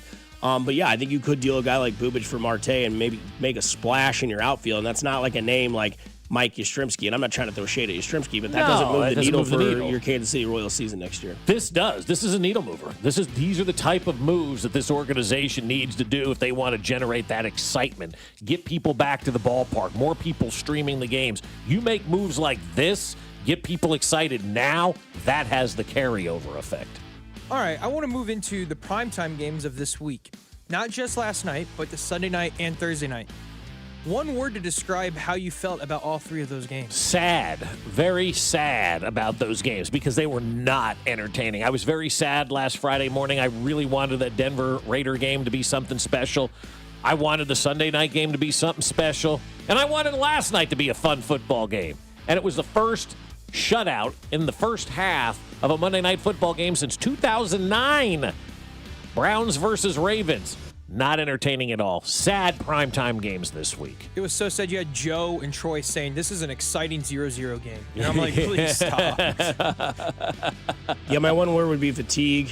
I think now we have enough evidence on the table that Philadelphia is just not a fun team to watch. No. Every game they have played, I think, is pretty much boring, at least in my opinion. And what did we say earlier this morning? 10-7 Thursday Night Football, 10-7 Monday Night Football, 24-10 Sunday Night Football this past week. By the way, there's another banger on the other side. It's Jets-Patriots this Thursday night. Oh, boy. Jets-Patriots. Jets have won, 2 in a row? Right? I believe they have. And you've got the New England Patriots that are the toast of the town. Let's see if this is a letdown game for New England. Interested to see how they're going to perform in this one. Not only that, but you can go look at it. New England's uniforms are pretty nasty. like good nasty, or are they wearing like the old Pat the Patriot red ones? No, they're playing like their infused jerseys. Like, Buffalo wore the frosted whites. Yeah. They're wearing like a metallic gray with like a hint of dark blue into them. Check them out. They're pretty sick. All right, I'll have to look at them. As a YouTube TV member, they can keep all the primetime games on ESPN because we don't need to see them if they're going to play like no that. kidding. Yeah, right. Yeah. What's one word for Broncos week? Fun, but also important. And that's the word that I'm going to use. This is an important week for the Chiefs. This is the most important week they faced in the regular season in a very long time. I can't think of having the importance of a regular season game in the Patrick Mahomes era like I feel like we had for this one on Sunday. Important. No doubt. I will say traditional, right? I know Denver hasn't been great for the last 10 years since Peyton Manning's been gone. But it's always, to me, it's important, it's pivotal, it's rivalry, it's fun, it's interesting, it's crucial, all the above of one word that you can use to describe this game because I hate this team. I hate Denver with everything that I have in my body. And I just want to see the Chiefs go into Denver, who's an 8-2 team that a lot of people have questions about, and put them on blast. Yeah. Put them in the picture. That is a false prophet. That is pyrite of a team. Fool's gold is the Denver Broncos. And my last one for you guys. One word on the Giants firing Dable, but keeping the GM shown in the desk. Yeah, it's confusing. I think right now, people are talking about the injuries that have piled up. The problem is they don't have anybody in that second tier of players. Their level 1 players are good. Their level 2 players stink. That's on Joe Shane, the general manager, to fix that. And you're the general manager for the last 4 years. Look at this team here in Kansas City. We just go next man up, and the next man goes out there and plays. That's unbelievable, right? You look at the Giants, one guy goes down, the season's over. That's on the general manager not having really good level 2 players on your football team. No doubt. Interesting would be my one word because I feel like he is probably going to be seeing the door on the way out after this season. I don't know. Clearly he didn't want Jackson Dart because there's video evidence saying if this is your guy, then he's your guy. Go do it. Go get him. We'll see what happens, but it didn't work with Dayball. His next hire, are they going to let him hire the guy? Or are they going to bring somebody new to hire the guy? They say they're going to, but I would not let the GM hire the guy. It has to be an ownership decision. And you're the owners of this team who have been incompetent and haven't been able to hire a coach. So, the more minds, the better. But, if you're going to hire a coach and he doesn't want this guy as GM and it's Mike Tomlin, you got to fire the GM, just like the Chiefs did with Scott Pioli. No doubt about it. Coming up on the other side, that is one word with JT Noah there. Coming up on the other side, Bob and I, are we in the wrong or is college basketball? We'll discuss on 96.5 The Fan, your home for Kansas City Sports. You're listening to Fescoe and Dusty. Tune in to hear former Chiefs linebacker Derek Johnson every Monday at 7:20, right here on your home for Chiefs football. 96.5 The Fan. Fescoe and Dusty is brought to you by Golden Oak Lending. Do you need extra cash? Golden Oak Lending can convert your home's equity into cash in as little as 14 days. Let Golden Oak Lending cure your blues. Well, my friend Don Sharp is absolutely outstanding when it comes to the real estate market. And you know what? That's the person that you need to call when you're looking to sell your home. Because in today's market, you need an agent that you can trust to secure the best deal tailored to your unique situation, not some generic approach. Don Sharp is that agent. With sophisticated strategies and numerous options at her disposal, she's prepared to guide you through the market and deliver exceptional results. And that's the advantage of working with the Sharp Homes team. And the Sharp Homes team can give you options as well. Do you want to skip the showings and open houses and go straight to sold? You can do that. Contact them to discuss their instant offer program. In fact, contact the only agent I would trust if I needed to sell my home. It's Dawn Sharp with the Sharp Homes team, brokered by Epic Realty. And they're so easy to find. Just go to Google, type in Sharp Homes team, and you'll see all of the great reviews, over 225 five-star Google reviews. And in the last 12 months, you'll understand why Dawn and her team have sold over 150 homes, while the average agent sells 4 homes per year. So Google Sharp Homes team. That's Sharp Homes team, and start packing. Danon Hughes here. I've seen a lot of stat lines in my playing days, but these numbers, they caught my attention. Flight by Yingling, 2.6 carbs, 95 calories, and all the crisp, refreshing flavor you want in a light beer. It's brewed by the oldest brewery in America, so you know it's got some serious history behind it. If you're into stats and taste, you're gonna love this beer. Flight by Yingling, the next generation of light beer and the official beer of Danon Hughes. DG Yingling and Son, Pottsville, Pennsylvania. At Uline, they know going the extra mile takes hard work. For companies pushing to go further, Uline will go the distance with you. 24/7, they answer the phone to get you the shipping and industrial supplies you need. Business can move fast. Unexpected large orders, adverse weather, new safety guidelines, and changing economic trends. Uline works hard keeping 41,000 items ready to ship, minimizing detours on your way to the extra mile. Visit uline.com. Get ready, Missouri. FanDuel, America's #1 sportsbook, is coming soon. Starting on December 1st, new customers in Missouri can get up to $300 in bonus bets when you make your first $5 bet. From touchdowns to three-pointers, with FanDuel, any play can be the play of the game. With live betting, you can even get in on the action after the game has already started. All on an app that's safe, secure, and easy to use. Visit FanDuel.com/Missouri to learn more.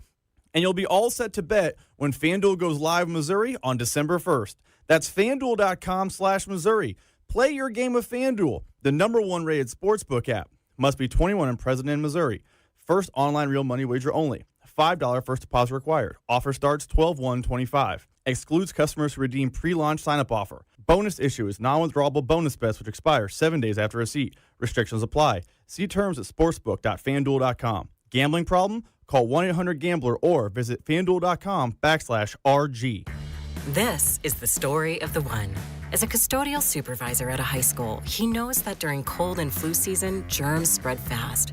It's why he partners with Grainger to stay fully stocked on the products and supplies he needs, from tissues to disinfectants to floor scrubbers. Also that he can help students, staff, and teachers stay healthy and focused.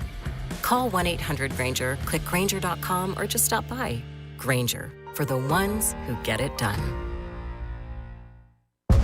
You think you understand how this business works, but you don't. Landman, TV's biggest phenomenon, returns to Paramount Plus. From Taylor Sheridan, co-creator of Yellowstone, starring Billy Bob Thornton. You have to know the rules of the game and bend them, and you really have to know them to break them. Demi Moore. I want success. Get it for me. Andy Garcia, Ali Larter, and Sam Elliott. You don't even know the game you're playing, do you? Landman, new season, streaming November 16th, only on Paramount Plus. This is the story of the one. As a custodial supervisor at a high school, he knows that during cold and flu season, germs spread fast. It's why he partners with Grainger to stay fully stocked on the products and supplies he needs, from tissues to disinfectants to floor scrubbers. Also that he can help students, staff, and teachers stay healthy and focused. Call 1-800-GRAINGER, click Grainger.com, or just stop by.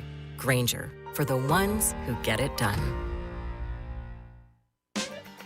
University of Maryland Global Campus offers more than 55 flexible online certificates that provide short-term credentials and real-world skills you can use immediately. With a range of affordable undergraduate and graduate certificates in high-demand fields like business, AI, cybersecurity, data analytics, and healthcare, you can earn credentials quickly to help advance your career. Learn more at umgc.edu. That's umgc.edu. Certified to operate in Virginia by Chev.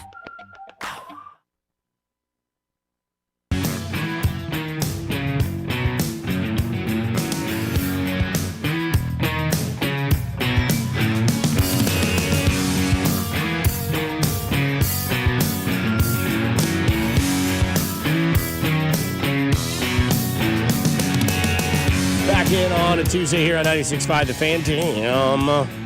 Glad to have you.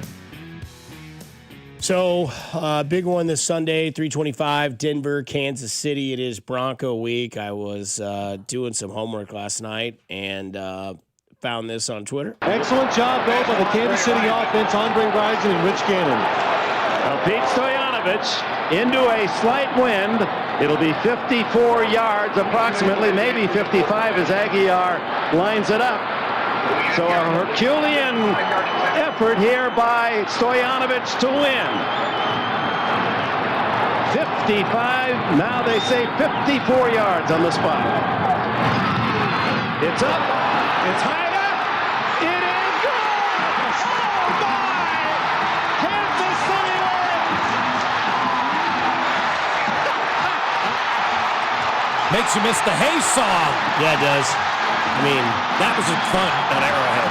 1997, Denver Broncos would come into the game, and John Elway would lose. At the time, in my young-ass life, in 1997, 10 years old at the time, that was the greatest Chiefs win I'd ever seen. I remember hearing Mitch Holthus say Pete Stoyanovich for president. Yeah, I think that's that was right. the Yeah, cover yeah. of the Kansas City Star sports page edition was Stoyanovich for president as he hit the 54-yard field goal. Think of the names: Andre Rison, Rich Gannon, Louis Aguiar, Pete Stoyanovich. That's 1997 Chiefs. Hard to believe that was almost 30 years ago. It's insane. I was just thinking, like for that game where I was drunk at the Teak House, I'm sure passed out somewhere on a Sunday afternoon watching football and, getting pizza shuttle, man, and doing all of that. But also, too, what's interesting, 55-yard field goal back then, that was an eternity to kick a football. Right now, we're lining up guys with 60 yards, no problem. Nobody cares anymore. The kicking game has changed dramatically since, back then. Because 55 yards and Pete Stoyanovich, man, that was a hell of a field goal back then. Barely. Oh, yeah. God, I remember that game because Elway marched down and scored with a minute left. And my dad, I remember looking at me at 10 years old going, see, this is why I hate this man. This is why I hate Denver. And ever since he said that, I was like, yep, Denver's the team. And then we watched that game, and Gannon goes down, throws a pass to Marcus Allen up the middle. He gets like 15 or 20 yards, throws an out route to Andre Rison, gets a couple yards, gets outside, and then all of a sudden Stoyanovich hits the field goal. I mean, you say these names. I'm sorry to interrupt you, but I'm just thinking like, God, we blew so many years of, like star players on that team because Marty, choked in the postseason. Because if you remember how that season ends, I'm sure Danon Hughes does. That season ended with Denver coming into Arrowhead and winning that game. Chiefs would be 13-3 that year. Denver would come in as a wild card, beat the Chiefs, and go on to win the Super Bowl on back-to-back legs. It was like a 10-7 final or something. Very, very, right? very classic NFL in the 90s. Yeah, it was. Very classic Marty Schottenheimer, though, man. Like, he didn't do those guys right coaching in the postseason, man. I want to ask you a question because, JT, I know your college basketball season does not start until December 7th. And you know why. Yeah. Right? Yeah. We know why. That's when Missouri and KU will play at T-Mobile Center. Oh, okay. Is that December 7th? On ESPN2. Are we bad sports not broadcasters, but sports radio hosts for not even thinking or knowing or talking about the fact that KU and North Carolina played? No, it's stupid. They played it on a Friday night. I'll tell you this. I personally cared and watched it. I know for you guys, Bob's not a big basketball guy. I know Bob well. I can't figure you out. I don't think you're a basketball guy that much, so it doesn't tend to fade me that you I enjoy it, but I have a problem with the way basketball, in college at least, plans himself out. Now tonight, I could get really nerdy and we could talk about KU playing Texas A&M and Corpus Christi tonight. That's a big one. Anytime Texas A&M CC comes to town, baby, throw out the record books. So here's my argument with you guys about, why did you play that on so early is other people are arguing, why do you have so many buy-in games that are wasted of games that we want to watch? But those are the games you should play at this point in time. Exactly. My argument was, okay, Missouri has played three buy-in games, but one of those games they actually didn't even buy in. They went all the way to Washington, D.C. to play a HBCU team because Dennis Gates wanted to show some love, and they went out there to play them on the very first game of the year. Cool. I love that. Yeah, and then they went and played, I forgot who they played their second game, but it was a nail-biter. They were trailing for actually all up to the last 5 minutes, and they pulled away.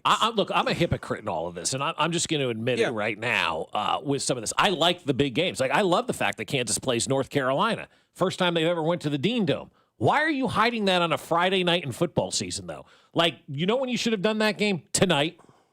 Tuesday night. There's no football. They could have done that on a Tuesday last week, any Tuesday or Wednesday, right? When there's no NFL going on. As Dusty says, Tuesday for him is, it's documentary night, right? And catching up on shows, doing all that kind of stuff. Look, we all need that, right?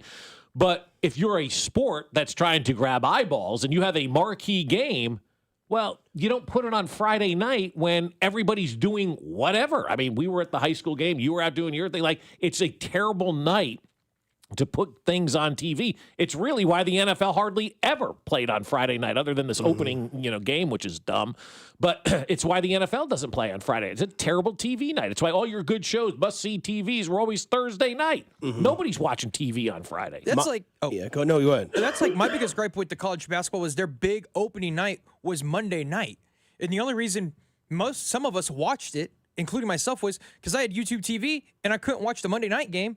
But why would you have your opening night, big games, your national champion on a Monday night? Have it on the Tuesday where there's no NFL. The only thing you're going up against is Mac Nation. Yeah, and nobody cares about that other than Binkley. And where I disagree of where this game was played is the fact that they played this game on November 7th on a Friday night, which I don't agree with that game because tonight they're going to play Texas A&M Corpus Christi. Then they're going to play Saturday against Princeton. Then Tuesday is a big game. I think that's like the Coach's Classic. That's where it's like Michigan State. Michigan State. Who do they have? And they play Duke at 8:00 on Tuesday night on the 18th. Okay. But where I think you could play that North Carolina game, because there is a good stretch of KU games that are, appeasing to the eye. Duke on the 18th of November, UConn on December 2nd. Then they play Missouri on December 7th. No, KU always schedules good. That's good. But I mean, where you could play that Carolina game is when basketball starts to pick up in the college ranks, where I know a lot of people think college basketball is dead. It's not very much alive.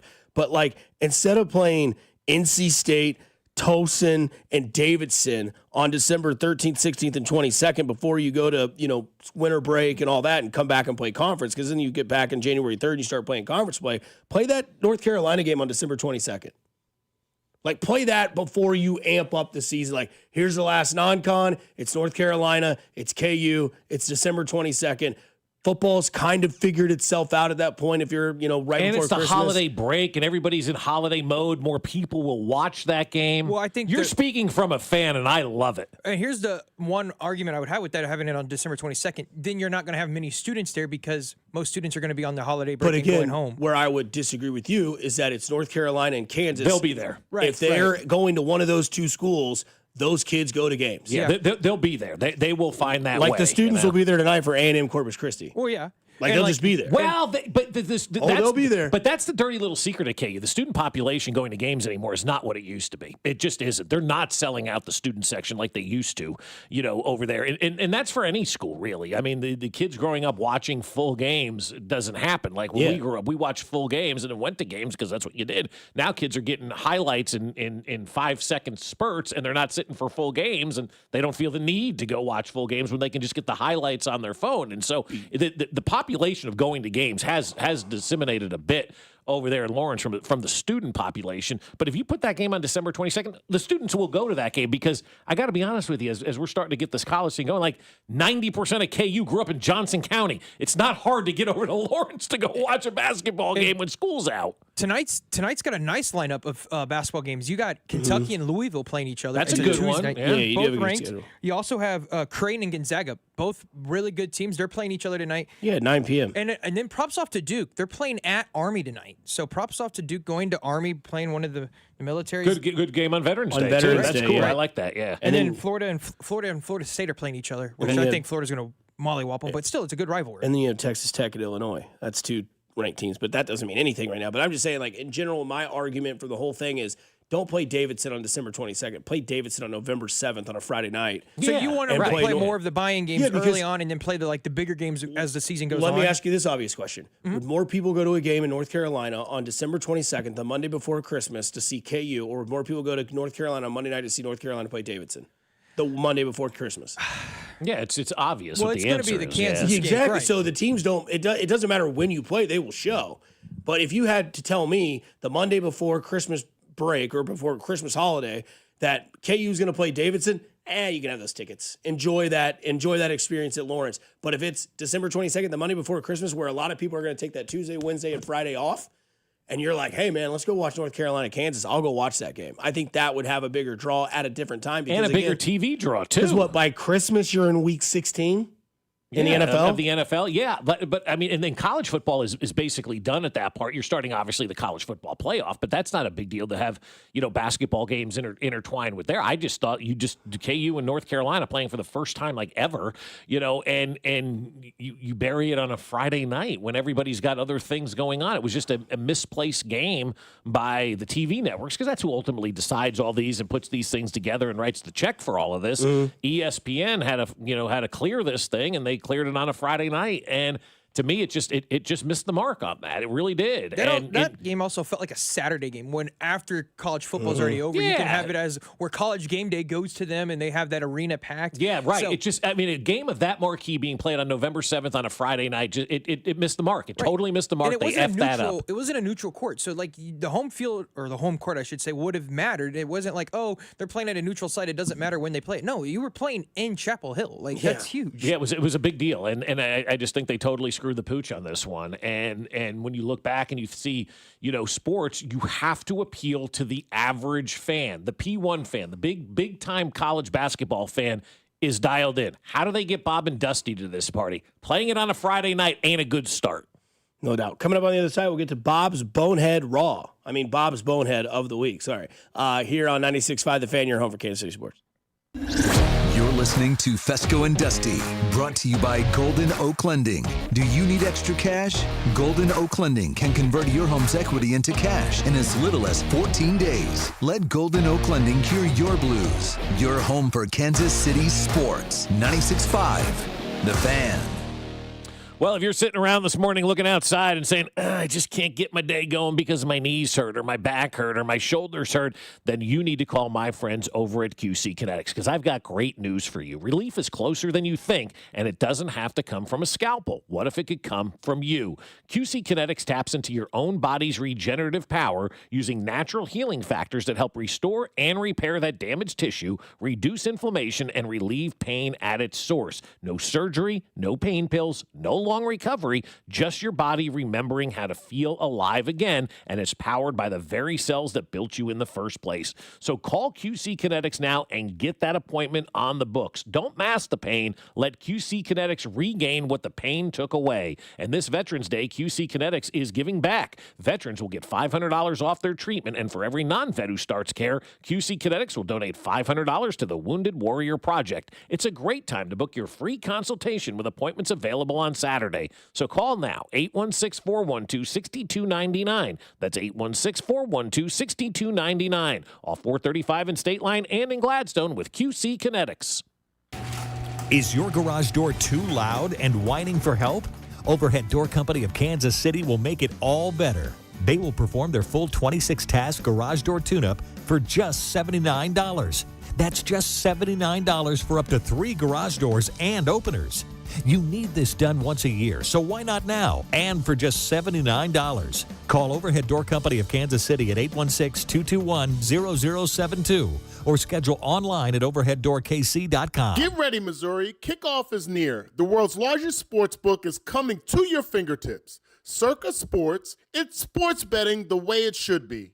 With high and transparent app limits, low holds, and exceptional customer service. Start betting like a pro in Missouri on December 1st.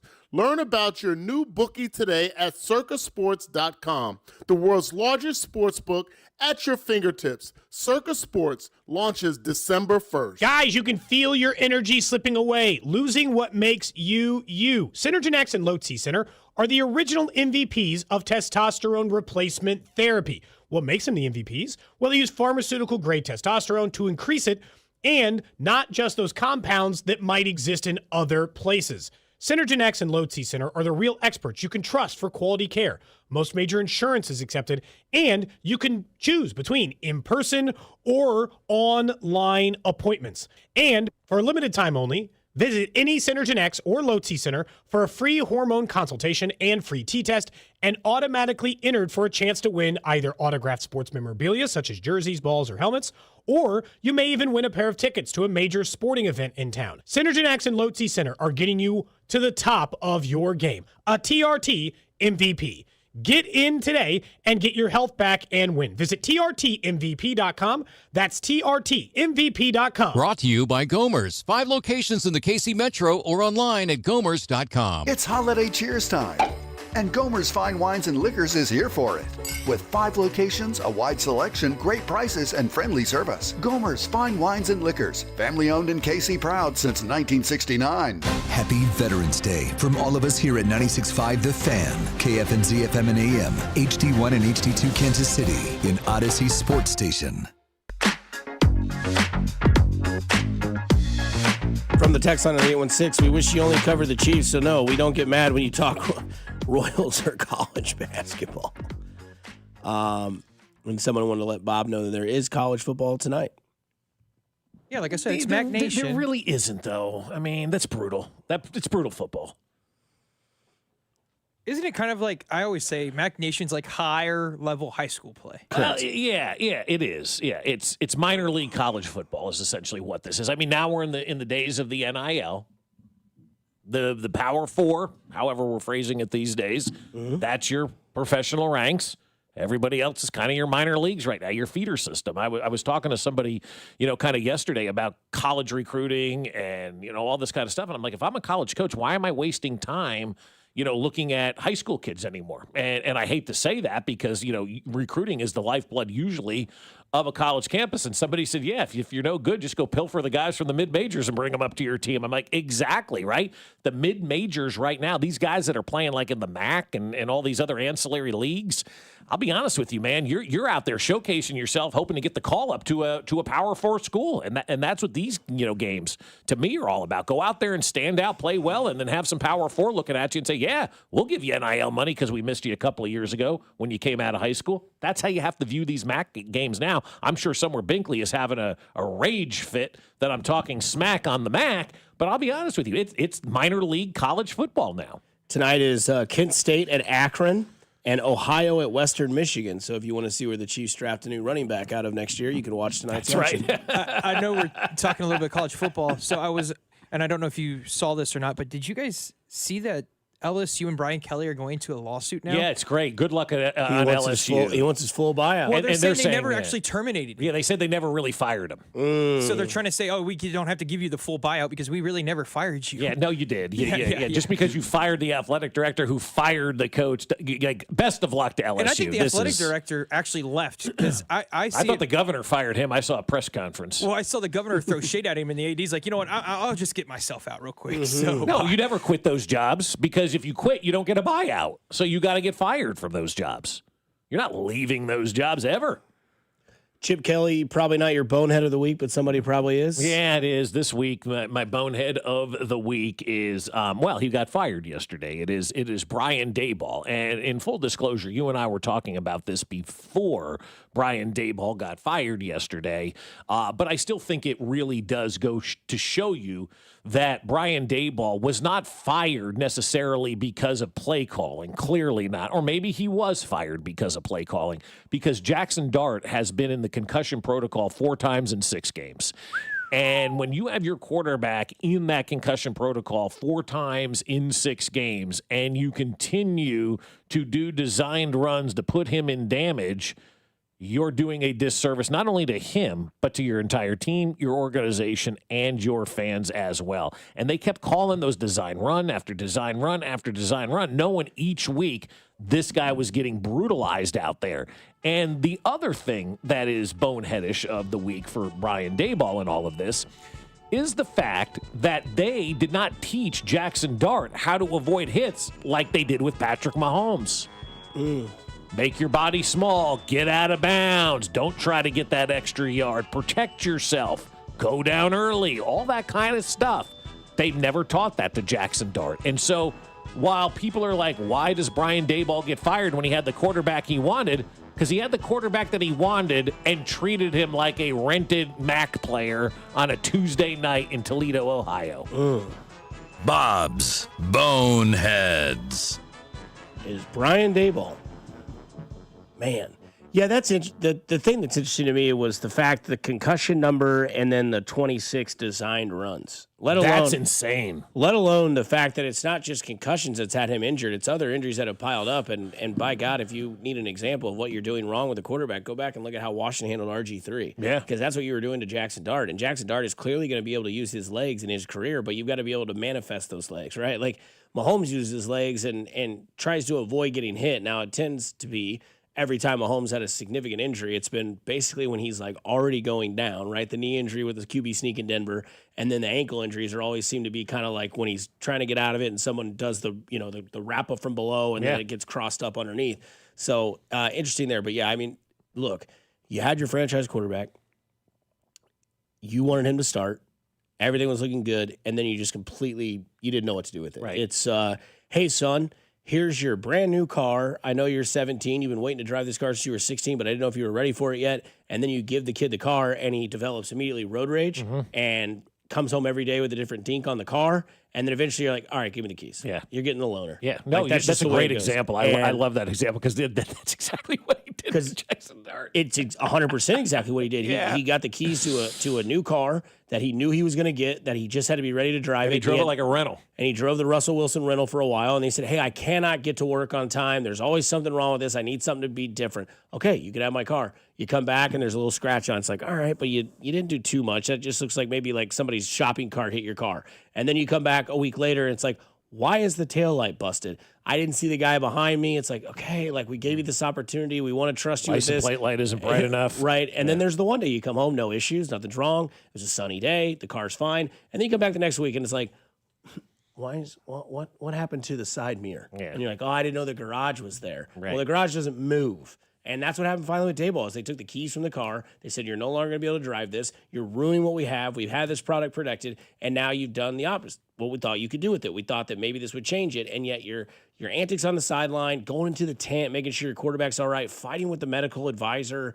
The whole thing. I mean, it's just thing after thing after thing, right? You didn't do yourself any favors. Right. Right. And the other thing is, too, continuing to play Russell Wilson when you have Jameis Winston as your backup quarterback. And if Jackson Dart can't go this week and they put out Russell Wilson again to do this thing instead of Jameis Winston, well, then they're just idiots and they're just fools for doing something like that because Jameis Winston is at least entertaining. And you had a chance to at least be entertaining. If you're going to be bad, be entertaining. And Jameis Winston is entertaining. And you had a chance to go to him, and they didn't. And so if Jackson Dart can't play this week, which he probably won't because of the concussion, and in fact, he may sit out the next couple of weeks because they got a bye week looming, and then play the final 4 games of the season, maybe that's what you do. And if you're going to sit Jackson Dart because of the concussion, you need to play Jameis Winston. But memo to you, JT, as you just turned 25, Brian Daboll drove Jackson Dart like a rental car. That's how you drive a rental car. You beat the hell out of that thing, and then you turn it back in and you go, there you go. Thank you very much. You don't do that to a franchise quarterback. He treated Jackson Dart like he was a Civic that he rented down there at Enterprise.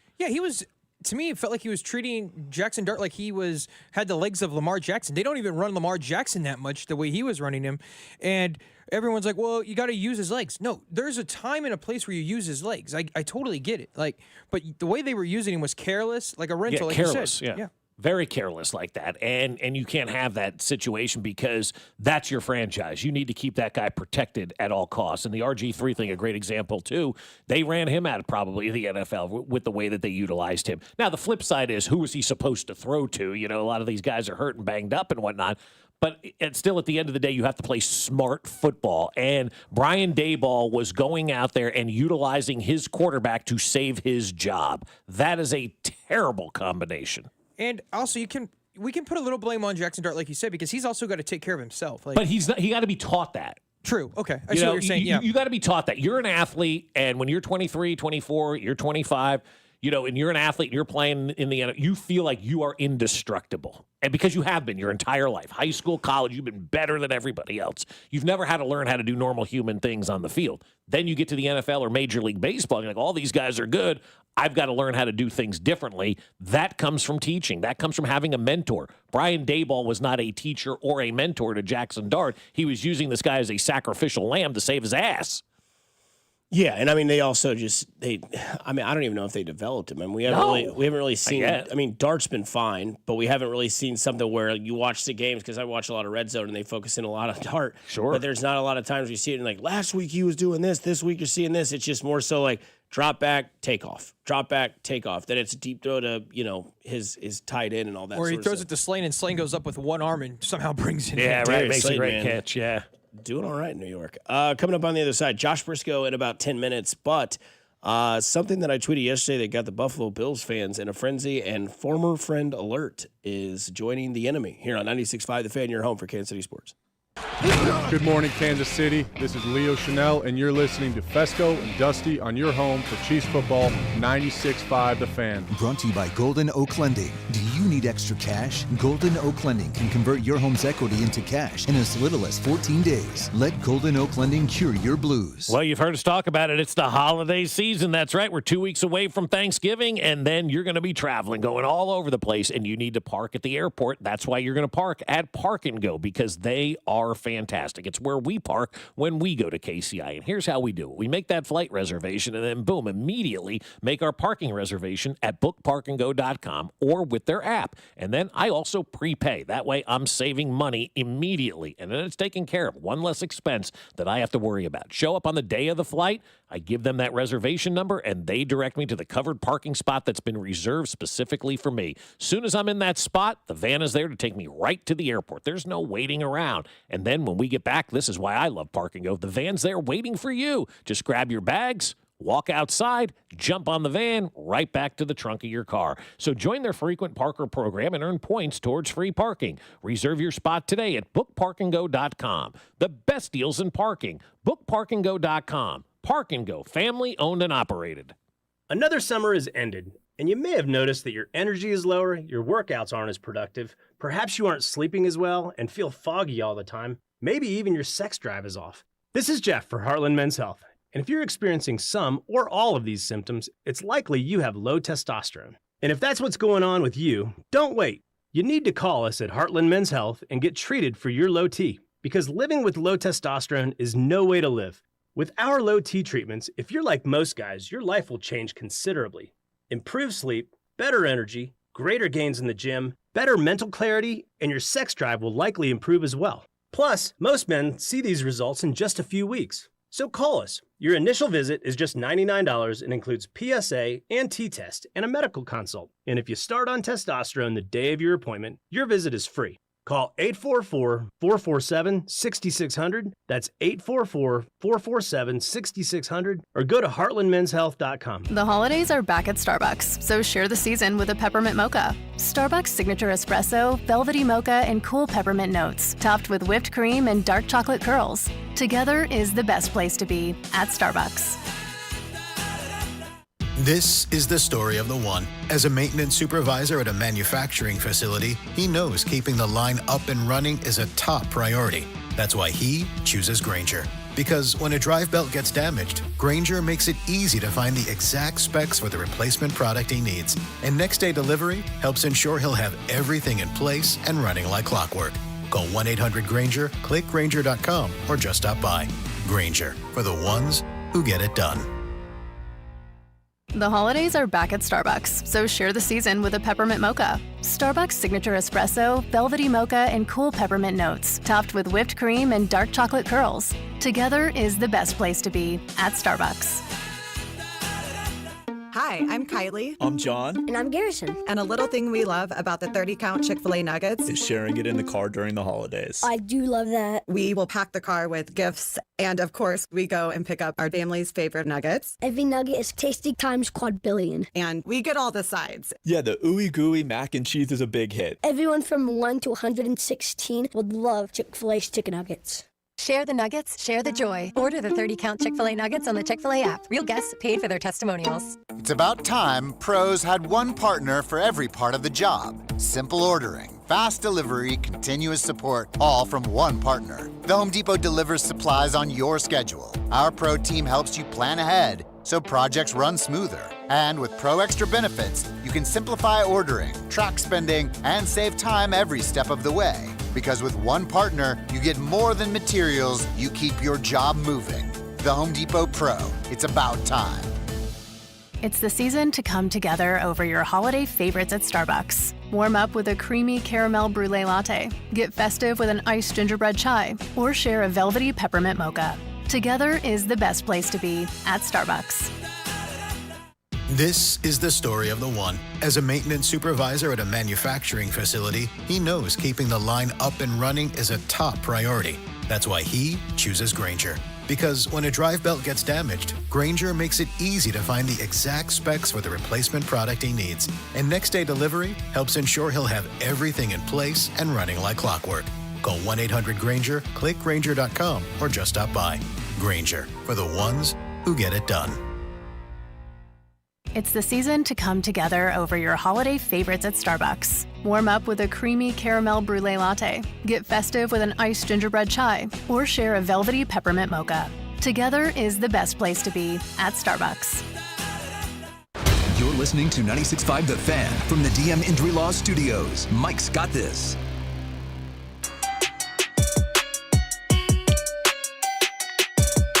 Coming up in about 10 minutes, less than that, we'll get to Josh Briscoe, the host of the pre- and post-game show here on the Chiefs Radio Network on 96.5 The Fan. He'll be back in action after a bye week, so it'll be fun to pick his brain to see what he's expecting coming off the bye against the Denver Broncos. And I want to know where he has the Broncos ranked, because him and I are similar in age. We grew up with the same sort of love-hate relationship with the AFC West as well when it comes to that. But there was some news yesterday out of the NFL world as McCole Hardman is not going to be back with the Chiefs. He's going to the Buffalo Bills as an option to be a wide receiver. Nice practice squad signing by Buffalo.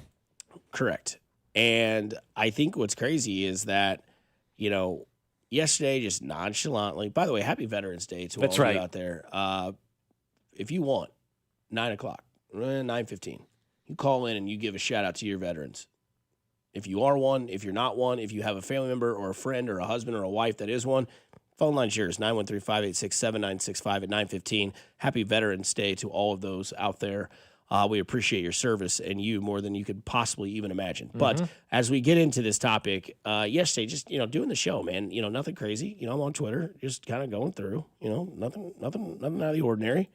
And I come across this tweet, and it's from a Buffalo Bills. I don't know if he's an insider, but it comes from Sal. Let's see if I can get this name right. Sal Mariona. He is a 4+ decades covering the Buffalo Bills for the DNC, co-host of Blev and Bills podcast, publisher of Pinstripe People, Yankees newsletter, author of 22 books. So he does like 85 different things, but nothing really. He had 29,000 followers, and he tweets this. And I don't know why this pissed a lot of people off in Buffalo, but it was interesting, the results that I got out of this. So he tweets, Sal does, the Bills may have the worst wide receiver group in the league. No one is getting open. So just out of nowhere, didn't think anything was going to come of this. I just quote tweeted and said, I remember when Mahomes' situation was like this and he won a Super Bowl. Boy, oh boy, you'd have thought that I said something completely off. I mean, we're talking about comments all day long. And the top 3 that stuck out to me, because, again, the tweet that this Sal guy had made was the Bills have the worst wide receiver group in the league. No one is open anywhere. Yeah, I would make the case that probably the Giants probably have a worse wide receiver group. The Dolphins maybe at this point. I mean, there's a lot of bad ones out there, right? And all I said was I remember when this was Mahomes' situation, he won the Super Bowl, because that was that year that Mahomes went to the Super Bowl when they were 11-6. Nobody could get open. They finally had to open up Rashee Rice, but it wasn't until like week 9 he was a rookie. Right. No one knew what Rashee Rice was. But it was like week 9 or week 10 after that Raiders game, really on Christmas Day, they were like, all right, something has to happen. That's right. Kadarius Toney can't catch. Sky Moore can't run the right route. MVS is not good. And Juju Smith-Schuster is our best wide receiver, but we don't need him to be that role. All right, Rashee Rice, you're a rookie. Let's make it work. And it worked. And they ended up winning the Super Bowl. Now, granted, they did have a better defense, I think, that Buffalo has this year, but that's not the point. The point was receivers not getting open, and Josh Allen isn't seeming to be able to find these guys and make this offense go. The top responses in this whole thing was, I guess y'all really hate Kelsey, huh? Well, last I checked, Kelsey was a tight end. Right. So now all of a sudden that argument is reversed in our favor because we were like, well, Travis Kelsey's Patrick Mahomes is Jamar Chase to Joe Burrow. Well, Jamar Chase is a wide receiver, Travis Kelsey's tight end. So now that argument doesn't matter anymore because now all of a sudden Travis Kelsey is a wide receiver according to Buffalo fans. That's who was basically going nuts in this quoted tweet. The other one was, yeah, you guys had Andy Reid, we don't. Well, that's not our problem. Again, that's not the receivers. That's, again, and you could just kind of tell that all this action that we were getting on this tweet was the fact that they were not happy with their coaching in Buffalo anymore. They're not happy with comparing Patrick Mahomes and Josh Allen anymore, and that Travis Kelsey is a wide receiver and not a tight end. Now, I understand that Travis Kelsey is a pass catcher, but he is a tight end. He is not a wide receiver. And when Patrick Mahomes was playing quarterback, the narrative was the fact that the Chiefs are being able to have this record and this production with this wide receiver core is beyond me. And if Josh Allen is the MVP of the league, and Josh Allen is supposed to be in the same room as Patrick Mahomes, and there's a comparison between the two that's not that big of a gap, then Josh Allen needs to make this work. And Patrick Mahomes did. And there's no lie about it when we know what his receivers were. Right. Sky Moore, Kadarius Toney, MVS and Rashee Rice. Like, it didn't work. And they ended up benching Kadarius Toney throughout the end of the season because he was making Patrick Mahomes go mad. And yet Patrick Mahomes still, averted disaster of his season, still kind of picked his game up. But yet here we are. Now it's a completely different argument because it doesn't fit the Buffalo narrative that the fans want to see happen fit. But again, we've done this in Kansas City. Yes, we have Patrick Mahomes. Yes, Kansas City has Andy Reid. Yes, Kansas City has Travis Kelce. But you guys also have Josh Allen. And supposedly your guys' coaching staff was going to be fine. You went and got Joe Brady, fixed the offense. Sean McDermott's handling the defense. Defense is faltering. Josh Allen, MVP last year. Where's he at this year? You just lost to the Miami Dolphins, but you had just beaten the Kansas City Chiefs. So you've gone from riding the high to now riding the low, and now all of a sudden you're coming and attacking Kansas City? Like, what are we doing in Buffalo? Well, it's a week-to-week league, as we know, and Josh Allen now is behind Patrick Mahomes in the MVP voting at 8-1. Matthew Stafford leads the pack at 3-1. For those updating at home, as the odds have just been released for what's going on from an MVP standpoint. And Coach of the Year Mike Vrabel is your leader in the clubhouse for that as well. But look, we look at things differently here in Kansas City, and it just doesn't apply anywhere else. I mean, it really doesn't. And when you try to look at the NFL and you say in Kansas City, you've got to stop doing that. And by the you, I mean the collective, all of us, because what we do here, it's just different, guys. We're playing at a different level here in Kansas City than everybody else is. And there are 32 teams, 31 other teams would probably say it ain't fair to see what the Kansas City Chiefs are doing. But I look back and I go, yeah, but you know what fair is? Fair is where you get a funnel cake. I don't believe in things that are being fair. You have to make the best and the most of your situations. And if you have Josh Allen or Patrick Mahomes as your quarterback, you need to put the ball in the hands of that guy and let that guy make the plays. That's how you win football games in this league, is allowing your quarterback, who's very good with those two guys, to go out there and make plays. A lot of it is coaching as well. And we got Andy Reid and Patrick Mahomes. We're very blessed. We're very lucky. And that's why it's just not a comparable situation to anywhere else in the NFL. We have a cheat-coded head coach and we have a cheat-coded quarterback. Nobody else has a cheat-coded head coach and a cheat-coded quarterback. Maybe Buffalo has a cheat-coded quarterback. Nobody else does, and nobody else really has a cheat code at head coach right now in the NFL when I look around, other than what we have here in Kansas City. And so if you're Buffalo and you're sitting there and you're comparing yourself to Kansas City, stop doing that. You're never going to win that comp. It's a stupid comp for Buffalo to be worried about what Kansas City can do, because what we can do is a lot of things better than anybody else can do. He's the first voice you hear 3 hours before kickoff and the first voice you hear after the final whistle. Future Hall of Fame receiver, future Hall of Fame quarterback, being able to figure it out for the last half of the season. Here's the new Chiefs Radio Network pregame and postgame show host, Josh Briscoe. Yeah, Dusty, I just saw the Patriot uniform. Pretty sexy. I mean, I may go home and curl up with this picture. That's how good it is. It is a Tuesday. We go off to our guy here, Josh Briscoe. Briscoe, I don't know if you saw that yesterday, the tweet that I did ask for the traffic, but it is kind of funny how now all of a sudden Buffalo is pouring on excuses as to why they're not doing it this year. Yeah, I think it's kind of funny that we have seen so many similarities in these marches from Mahomes and Josh Allen.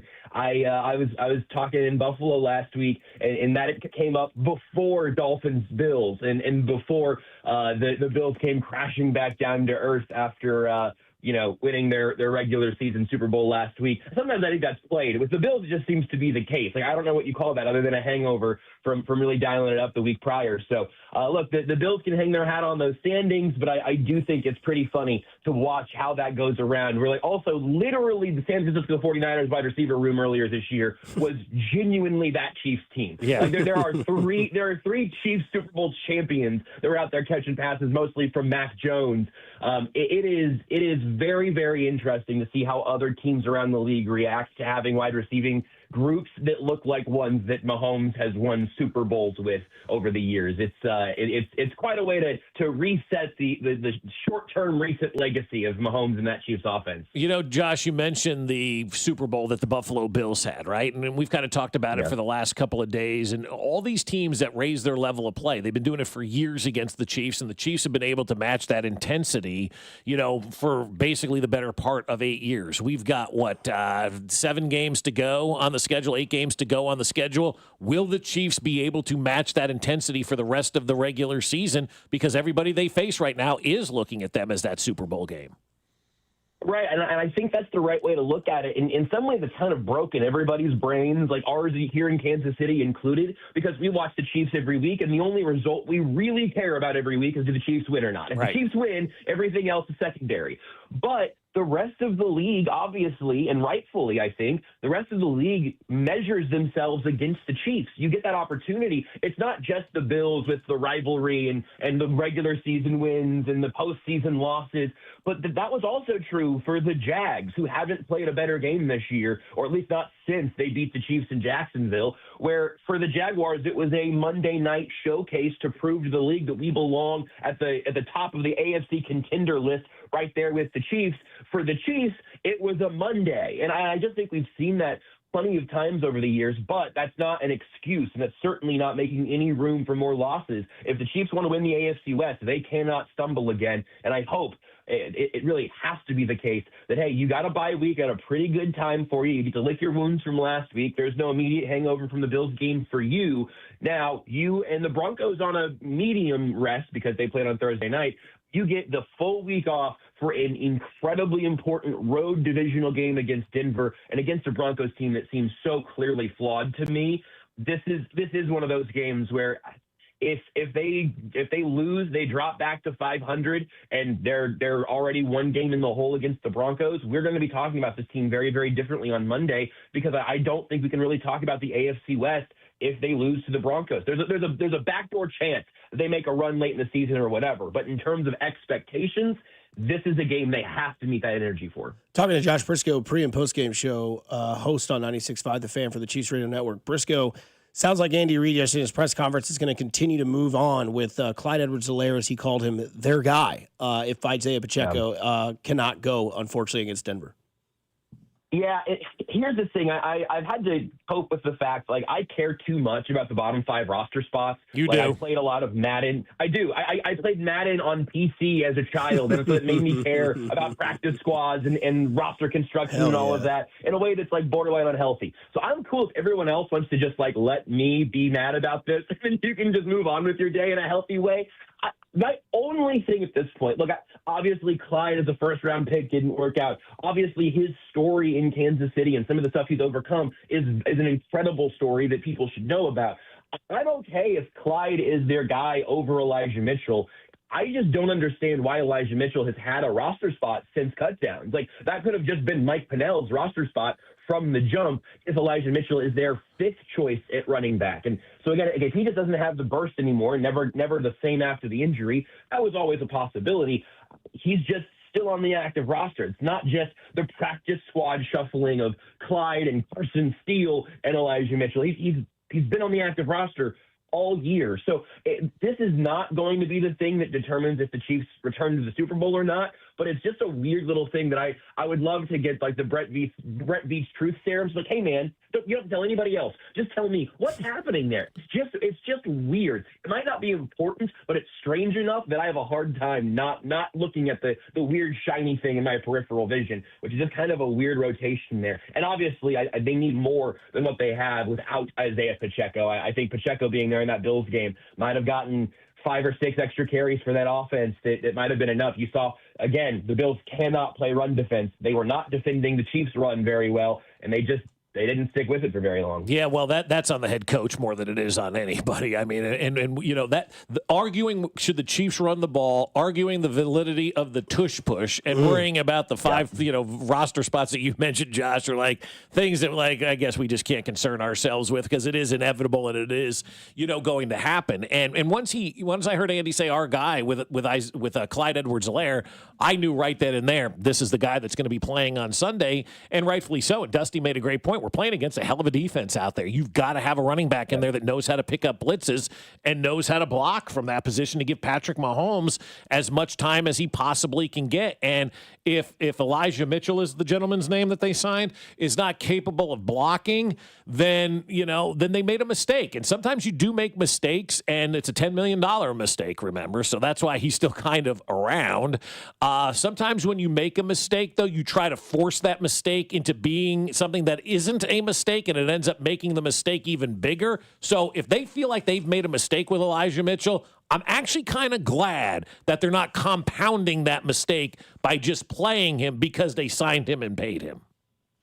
Yeah, and I'm just curious, like, again, at that point, do you want to just cut bait entirely? Or can you, I mean, is another team going to keep Elijah Mitchell from getting to your practice squad? That I don't know. But to the point of what Andy said, what you mentioned at the top there, you do need to have a guy that you can trust in pass protection. And obviously, if Kareem Hunt is your number one running back with Isaiah Pacheco out, he can't be getting every first and second and third down rep. That's too much for any running back, particularly one of Hunt's stature in the league, if you will. And I don't begrudge Brashard Smith for not being ready for that role. He's a rookie who was playing wide receiver until like a year and a half ago. So I think that makes total sense. It reflects poorly on Mitchell, I think.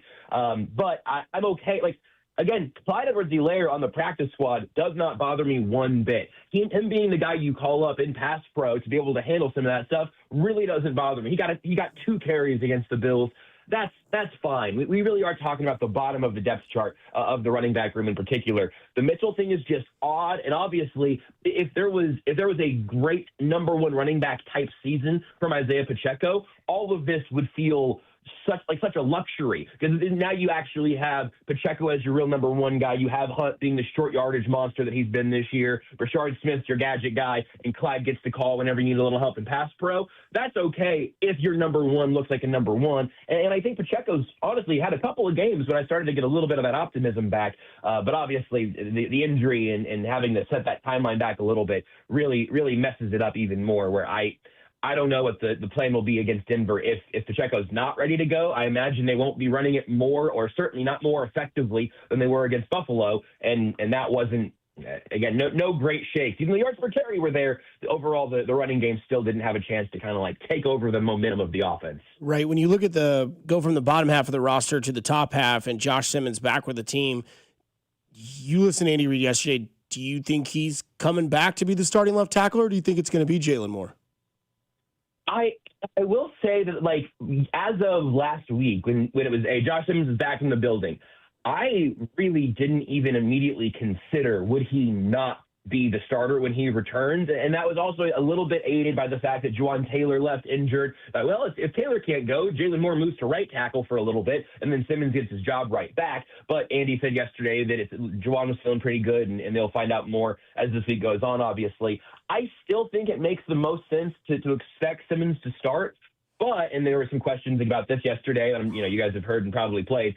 The questions yesterday, like, so what kind of shape is he in? Mm-hmm. I don't know if while he was dealing with all of this, if he was keeping up a really top-end strength and conditioning regimen. Obviously, he wasn't playing football. But I don't know if things have been installed in the offense that he doesn't know, or maybe he was able to cram and catch up during the bye week. And from everything the Chiefs said during the offseason about him rehabbing the injury and just getting up to speed in the offense, it seems like he's capable of that. They seem to really believe that he's a sharp guy that could make up for some lost time there. But if he comes back, a few pounds lighter and a few reps short, I wouldn't be upset if Jalen Moore had to start at left tackle. I mean, it would be a bummer because you've already lost him at this time with Simmons, and obviously his ceiling is higher. But I really do think that not Andy Reid. He doesn't ask me for anything, but I would like to see Josh Simmons get that opportunity to hop right back on the horse and be the guy against the Broncos on Sunday. If there's anything in the way of that, then it's another week of Jalen Moore, and then you have to, I think, circle the Colts game for Simmons. But I hope he ends up being able to return to the starting lineup, because Moore's been pretty good. He's been good in relief, but Simmons has potential to be great. Yeah, and I'm with you. I hope he does play, and that's what I would do, exactly what you just said, is throw him back out there. I heard Tiki Barber talking yesterday about Dexter Lawrence, and he said, look, he goes, a lot of people say, these guys got to get in shape during the season. He goes, if you're a big guy and you're a lineman, all of your getting in shape stuff is done during the offseason. During the season, you're just maintaining yourself, basically, is what he said. And that kind of rings true to kind of what you're talking about. All that work for these big guys is done in the offseason. He should be able to jump right back in there, I would hope, and play. Yeah, and I also think, even with that in mind, like, that's even harder for a rookie to do, which I think makes the first, whatever it would have been, 4, 5, 6 weeks 5 weeks, 1, 2, 3, 4, 5 games. Yeah, it makes that, I think, even more impressive that he was able to hit the ground running there as rookie, coming off an injury. Again, like I don't believe, at least, that he had a totally normal strength and conditioning program this offseason because he was going through rehabbing the knee and everything. So I do think that tracks. The other thing is, we all know at this point they're not running Oklahoma drills in practice in 2025.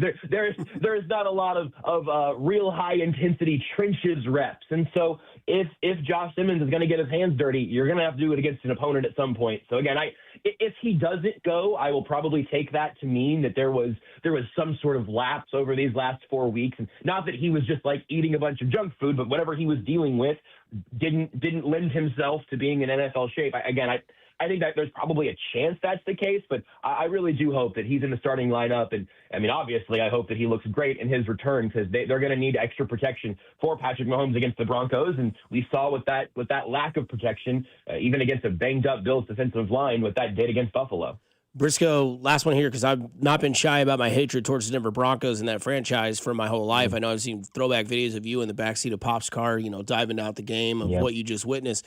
Denver's up there for you as well, right? They got to be your most hated franchise in sports. Yeah, and I got to say, man, this year has made me hate them more. I mean, I don't have a lot of hate in my heart anymore at this point. Like, I don't hate the Bills, partially because there's just such a sadness to their fan base and everything. I really respect Buffalo fans. I respect the organization. Over the years, I definitely was, I had an email address, I think, that it was Raider Hater something at Yahoo. I was certainly there, but the Raiders haven't given you a lot of reason to hate over the last decade. They're just kind of the Washington Generals. Decade. The Broncos. Fair enough. The Broncos gave me plenty of things gave all of us. We all have an era of Broncos football that we just hated as a kid. And now this year, I'm just so frustrated watching the Denver Broncos, because I feel like I'm watching a magic trick every week. And all of the audience, everybody's falling for it. Everybody's getting duped. Everybody thinks their nose has gone missing. But guys, they're not that good. I really don't think this Broncos team is anywhere near as special as their record is, which is special. Being 8-2 in the NFL is really flipping hard. So I respect that, but I do not think that this team is as good as their record reflects. I don't think it's all that close. The upsetting thing is that if we're talking next week and the Chiefs win or lose this game 17-14, I won't be surprised, because that's what the Broncos seem to do. They're rolling around in the mud, and the Broncos enjoy it. So I am a little bit stressed about this game on Sunday, because it's hugely, hugely important for the Chiefs. And I think this Broncos team has shown so many little fraudulent flashes, but it does not take a lot of luck to get the Chiefs on a down day, to get an opponent on an up day. And that's why we watch and love these games so much, because truly anything could happen in Chiefs-Broncos on Sunday. I'm really, really hoping that we get to have a nice week of just absolutely disregarding and disrespecting the Broncos, though, because that is one of my favorite pastimes, if I'm being honest. Gotta love it. Briscoe, we appreciate the time, and look forward to Sunday, 3 hours ahead of game time for the pregame show on 96.5 The Fan. I'm well rested. I've been working out my injuries during the bye week. I should be in tip-top shape. Or a little rusty. We'll find out. Either way, we're fine. Either way, we're throwing you back on the horse. You got to get out there and do it either way, you like it or not. That's fair enough. That's good coaching right there. I appreciate it, guys. You got it. Josh Briscoe, host of the pre- and Get post-game back out show. there. Do your thing. Yeah, I like that point. We'll bring it up a little bit later on the show, but on the other side, we'll get into what the national day of today is, because it's a sweet one here on 96.5 The Fan, your home for Kansas City sports. This is Fescoe and Dusty, brought to you by Golden Oak Lending. Do you need extra cash? Golden Oak Lending can convert your home's equity into cash in as little as 14 days. Let Golden Oak Lending cure your blues. Your home for K-State athletics. 96.5 The Fan. Hey guys, it's Dusty Likens. Let me tell you about my friends over at GiveMeTheVin.com, because I'm sure you've got a car that you're trying to get rid of. Well, I can tell you how to do it easily with GiveMeTheVin.com, because they want to buy your car, whether it is your daily driver pickup truck, SUV, minivan, supercar, or exotic. So say goodbye to dealing with all those dealerships and private sale tire kickers and get a true buy offer for your car. GiveMeTheVin.com puts your car right on the money, providing you with a hassle-free online option to sell your car for more. It's as simple as going to GiveMeTheVin.com and entering your car's VIN number or license plate number. You'll get an offer on your car in minutes. That is way above any dealer quote. You can go to one of their pickup locations or they'll even come to you. It's as easy and it's fast. GiveMeTheVIN.com is America's best car buyer. Hit it, boys. Sell us your car. GiveMeTheVIN.com. So easy you can do it in your underwear.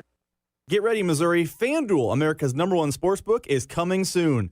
Starting on December 1st, new customers in Missouri can get up to $300 in bonus bets when you make your first $5 bet. From touchdowns to three-pointers, with FanDuel, any play can be the play of the game. With live betting, you can even get in on the action after the game has already started. All on an app that's safe, secure, and easy to use. Visit FanDuel.com/Missouri to learn more. And you'll be all set to bet when FanDuel goes live in Missouri on December 1st. That's FanDuel.com/Missouri. Play your game of FanDuel, the #1 rated sportsbook app. Must be 21 and present in Missouri. First online real money wager only. $5 first deposit required. Offer starts 12/1/25. Excludes customers who redeem pre-launch sign-up offer. Bonus issue is non-withdrawable bonus bets which expire 7 days after receipt. Restrictions apply. See terms at sportsbook.fanduel.com. Gambling problem? Call 1-800-GAMBLER or visit fanduel.com/RG. Around here, we've got each other's backs. When it comes to health insurance, we want that same kind of support. Blue Cross and Blue Shield of Kansas City gets that. They're from around here too. Backed by the national strength of the Cross and Shield, they help you make confident choices, no matter where you are. Blue Cross and Blue Shield of Kansas City. From here for wherever you are. That's the benefit of blue. Guys, you can feel your energy slipping away, losing what makes you, you. It could be low testosterone. Take action now. Synergen X and Low T Center can help you reclaim your energy with a quick and simple free T-test. Visit a local Synergen X or Low T Center and receive pharmaceutical-grade testosterone, never compounded like the other clinics. Experienced providers increase your testosterone to the level that is just right for you. Treatment is covered by most major insurance with affordable self-pay options available as well. The best you is waiting. Book a free T-test at trtmvp.com. This is the story of the one. As a maintenance supervisor at a manufacturing facility, he knows keeping the line up and running is a top priority. That's why he chooses Grainger. Because when a drive belt gets damaged, Grainger makes it easy to find the exact specs for the replacement product he needs. And next day delivery helps ensure he'll have everything in place and running like clockwork. Call 1-800-GRAINGER, click Grainger.com, or just stop by. Grainger, for the ones who get it done. Well, good morning, kiddo. I love that you're home from college. I've missed you. Still taking your Nature-Made vitamins? Every day. A multivitamin and a probiotic. You better be taking yours. Still looking out for me, Mom. I'll never stop. Made to care for you every day. Nature-Made, the #1 pharmacist-recommended vitamin and supplement brand. Find us in the vitamin aisle, based on a survey of pharmacists who recommend branded vitamins and supplements. Hey, Zach. Are you smiling at my gorgeous canyon view? No, Donald. I'm smiling because I've got something I want to tell the whole world. Well, do it. Shout it out. T-Mobile's got home internet. Whoa, I love that echo. T-Mobile's got home internet. How much is it? Look at that, Zach. We got the neighbor's attention. Just $35 a month. And you love a great deal, Denise. Plus, they've got a 5-year price guarantee. That's 5 whole trips around the sun. I'm switching. Me too.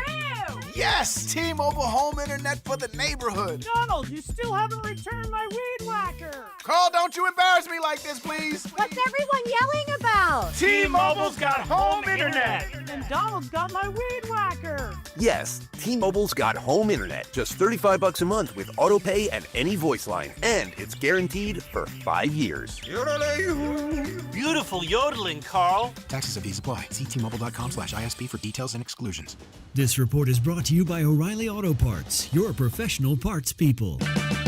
Check engine or ABS light on? Take the guesswork out of your warning lights with O'Reilly Veriscan. It's free. Ask for O'Reilly Veriscan. O'Reilly Auto Parts.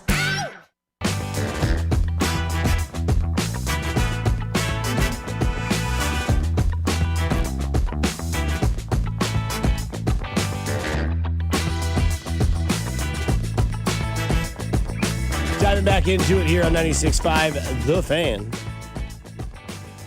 Home of the Kansas City Royals, Kansas City Chiefs, and K-State Athletics. Just because it popped up in my feed right now, the Connor McDavid goal from last night. So gross, dude. I mean, maybe the best thing you'll see this year from an athletics standpoint of like, oh my God, I wish I could do that. Yeah, I said it to you this morning. I'm like, I don't really watch a whole lot of hockey, but I do understand that Connor McDavid is him. Yep. And then, that goal, he does almost like the Travis Kelce move with the puck. He does a 360 and then he turns and just effortlessly flips it left-handed, glove side net, up top corner. I mean, the whole thing is effortlessly, dude. Like, he's not skating fast. He picks up the puck and, casually, nonchalant does a 360 pirouette and then flips it into the opposite top corner of the goal from where he is. Mm-hmm. It is legitimately one of the most impressive moments, and it's a backhander too. Oh yeah, and it's one of the most impressive sports feats that I have seen probably in the last 10 years. Just a player making an effing play. That's what you want your stars to do. That's Chris Jones needs to be Connor McDavid on Sunday and go that in out overtime? there. Yeah, I believe it was. Yeah, walk off. Yeah, that's what I mean. Even a walk-off, watch this, guys. I mean, can he do it in the postseason, though? Yeah, right. Every year they're there, man. Every year they're right times there. The Stanley Cup. I mean, Same every team. year they're right there. Exactly, The playing the Panthers in same Florida, team. right? Yeah. The cool thing about that is Connor McDavid, Josh Allen. Connor McDavid. Same person, though, right? Well, can't get it would done you in the say- playoffs. well, One of the best players in the sport. Well, I At would least he's think getting he's to the the Stanley best. Cup Finals. Isn't he the best in hockey right now? Connor McDavid's Yes. the best player. Right. Get Spector in here. He'll debate us on that one. Though. I don't need that. But no, I think Connor McDavid is the best player in hockey right now. Yeah, I think that's. I think he has been for about half a decade. Yeah. He's been in the league that long? Oh yeah. I mean, I think he's in his 8th season with the Oilers. Oh, okay. Well, I'll be honest. The only time I watch hockey is when that playoff time comes around. That stuff gets. Yeah, go to an NHL game. Have you ever been to an NHL game? I have. I've been to a Mavericks game. Yeah, that doesn't count. No offense to the Mavericks. You go to an NHL game, you will not want to go to another sporting event ever again in your life. Oh, You'll be like, really? this is the Wow. greatest thing ever. Unbelievable. My best friend from kindergarten, diehard St. Louis Blues fan. His family's from there. Went over to his house when they won the Stanley Cup that year. That was the most exciting time I've ever had with some family because they were just like, oh my God. And then they went to multiple overtimes in game 7. And I'm like, yo, my heart is going to come out of my chest. This is the most nerve-wracking I've had. And it was because it's like, it's over when one goal is scored. Yeah, it's fun. It is. Hockey is a lot of fun. But that play by Connor McDavid, man, if you're a sports fan, which if you're listening, I'm sure you are, go watch that play. You'll be like, holy cow, I love stuff like that in sports. You want to be blown away with the Connor McDavid stat? This is his 11th season. Oh, my. Hockey, you started early. He started when he was 19 years old. Yeah. He's only 29, so he's 11 seasons into the season. Has a career total of 1,106 points. What's going on? The new Super Bowl odds are out. Yeah. You know who your favorite is to still win the Super Bowl? Kansas City Chiefs. Yes. Yeah. Yeah. I mean, why wouldn't it be? It's great. 6-1 odds, baby. Absolutely. Los Angeles Rams 13-2, so right behind there. Eagles 15-2, Lions 8-1, Bills 9-1, Seahawks 10-1, Denver 18-1. 18? Yep. I'll say this: if you had to put say you gave me $100 to put a bet down, I'm probably putting a bet down on one of the NFC teams to win the Super Bowl. I think the and then hedge with the Chiefs, right? Because I think the AFC is not as loaded with good teams as the NFC is. I think the top 5. If you go with top 5 teams, I think there's 3 from the NFC that are in the top 5. Go ahead. I would go Eagles, Seahawks, and Rams. Okay. And then you would have the Chiefs and the Colts. Okay. That's a good top 5. I can't argue with that. I like that. I mean, the Colts have done it. Their record is what their record is. You don't put New England in the top 5? See, that's where it's hard because I might put New England ahead of the Chiefs just because of the record. 8-2 versus 5-4. You wouldn't be wrong to do that. Right. Yeah. And people keep going, oh, well, do you trust Vrabel in May? I'm like, Vrabel doesn't play in May, so that's the good thing. They play in September, October, November, December. Playing with May. Oh. Yeah. No. Good one. But I was like, Vrabel took Tennessee to the playoffs. Tennessee got to the AFC Championship with Vrabel and Tannehill as their quarterback. Yeah, I trust Vrabel to get the Patriots far. Yeah, how do you not trust Mike Vrabel? Like, if you're an NFL fan, he's now one of those coaches that you just know is going to win games. He's proven it at 2 different spots. He's Andy Reid light. Mm-hmm. Today is November 11th, so you can make wishes all day. 11/11. That's right. But also it is Veterans Day, so shout out to all those veterans out there today. We appreciate you. Thanks for doing what you're doing. At 9:15, you can call in, give a shout out to a special veteran, or if you are one, whatever, call into the show. Give us your favorite sports take of the season so far. But it is also National Sundae Day. An unofficial day to celebrate and enjoy an ice cream sundae. JT, why don't you start us off? Give us your 3 top ingredients for a sundae. I don't eat many sundaes. I'll be honest. I'm with you. I don't do sweets. So whipped cream is going to be on there for sure. Does that count as a topping? Better Like, believe it. is the whipped cream and cherry a topping, or is that your standard dress, and then you get to add everything See, else I don't like to a it? cherry, so I keep Okay. the cherry off. If we're counting as it a standard dress with the whipped cream, then I would go chocolate sauce or chocolate whatever fudge, the one. I like crumbles of cookie, like an Oreo on top, and then I guess I like M&Ms, so I'll go M&Ms because I don't think cookie dough is a real good topping for a sundae. Okay. Well, it's just good by itself. Exactly. I Yeah. love cookie dough. Yeah. You can just eat the Also, log. an underrated one, honorable mention, marshmallow. I love some marshmallow. You talking marshmallow fluff, or Like you the- talking the like marshmallow- actual marshmallows? The marshmallow fluff or sauce, whatever you want to call Yeah, it. Yeah. that stuff is good. So Yeah. good. Put that on a sandwich with peanut butter. Get yourself a fluffer What nutter, about a man. nut? Oh. A what? Okay. What about Nutella with? Not just me. What about Nutella with marshmallow? Have you had that one? Yeah, Yeah, it's okay. good. Yeah, Yeah, it's good. Nutella with anything is phenomenal. good, I mean, Man, Bob have a damn chocolate ring around his mouth at 3 o'clock in the afternoon. Jen want to know what he's been doing. yeah, Nutella's Nutella, gone. man. I tell you, man. The hazelnut, Nutella, baby. oh boy, it is so good. See, you know what? And I'm not going to go with 3 ingredients because I'm going to go really, really, really, really old school on this. Just give me a McDonald's hot fudge sundae. That's what we talked about yesterday, yeah, right? just give me the old school McDonald's cup with the ridges on the side, with the hot fudge that gets caught in the ridges, with the vanilla ice cream and that little packet of peanuts that's crushed up and I can put on top. With the skinny spoon. that Yeah. You can get to business. You can with. get the business. That's all. Like, that is the perfect sundae. And Dusty said, do you like that peanut butter parfait at Dairy Queen? And I'm like, yes, exactly. Whatever The that peanut is. butter parfait is really good. It's just your Spanish peanuts, I think it's the hot fudge, and then the vanilla ice cream, and you're ready to roll, man. Can't beat it, man. Especially when that fudge is hot on the outside through the plastic and the ice cream's Yes. cold as well. Oh my God! So Yeah, the good. McDonald's plastic cup with the hot fudge warming your hand as the ice cream starts to melt. Like, it's And too you- bad their damn machines are busted all the time. And you know you're sinning too while you eat that. That's the best part. I always about gave it. my grandma crap. She would always go with the caramel one. I'm like, you're missing that. Oh man, you can't deviate it at McDonald's with the ice cream. You got to go with that hot fudge. Exactly. Or get that Got hot, to. get that hot fudge with that chocolate mix. You know, get that tan and darkness in there. I don't know if this counts, but I know Andy's does this a lot. It's called like the James Brown Driller or Filler or Jackhammer. One of the 3. I've heard of a jackhammer. I've never heard anything about James I've Brown. heard jackhammers. Yeah. I don't know what it is. I thought it was called the James Brown Driller, but that sounds like maybe I've been on the wrong internet site. Yeah, I think you've But probably been it's- looking at something you shouldn't. Okay. Hit me. But it's cored out, and they put the fudge in the middle. Now, that's not really a sundae. That would become, they call it concrete. Yeah. But if you're going to give me a sundae, I'm with you with the McDonald's, just the peanuts, the chocolate, the fudge, whatever it is, and the ice cream.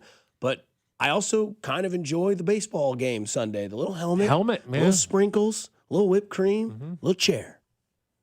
And I'll lose that cherry quick, just like in life.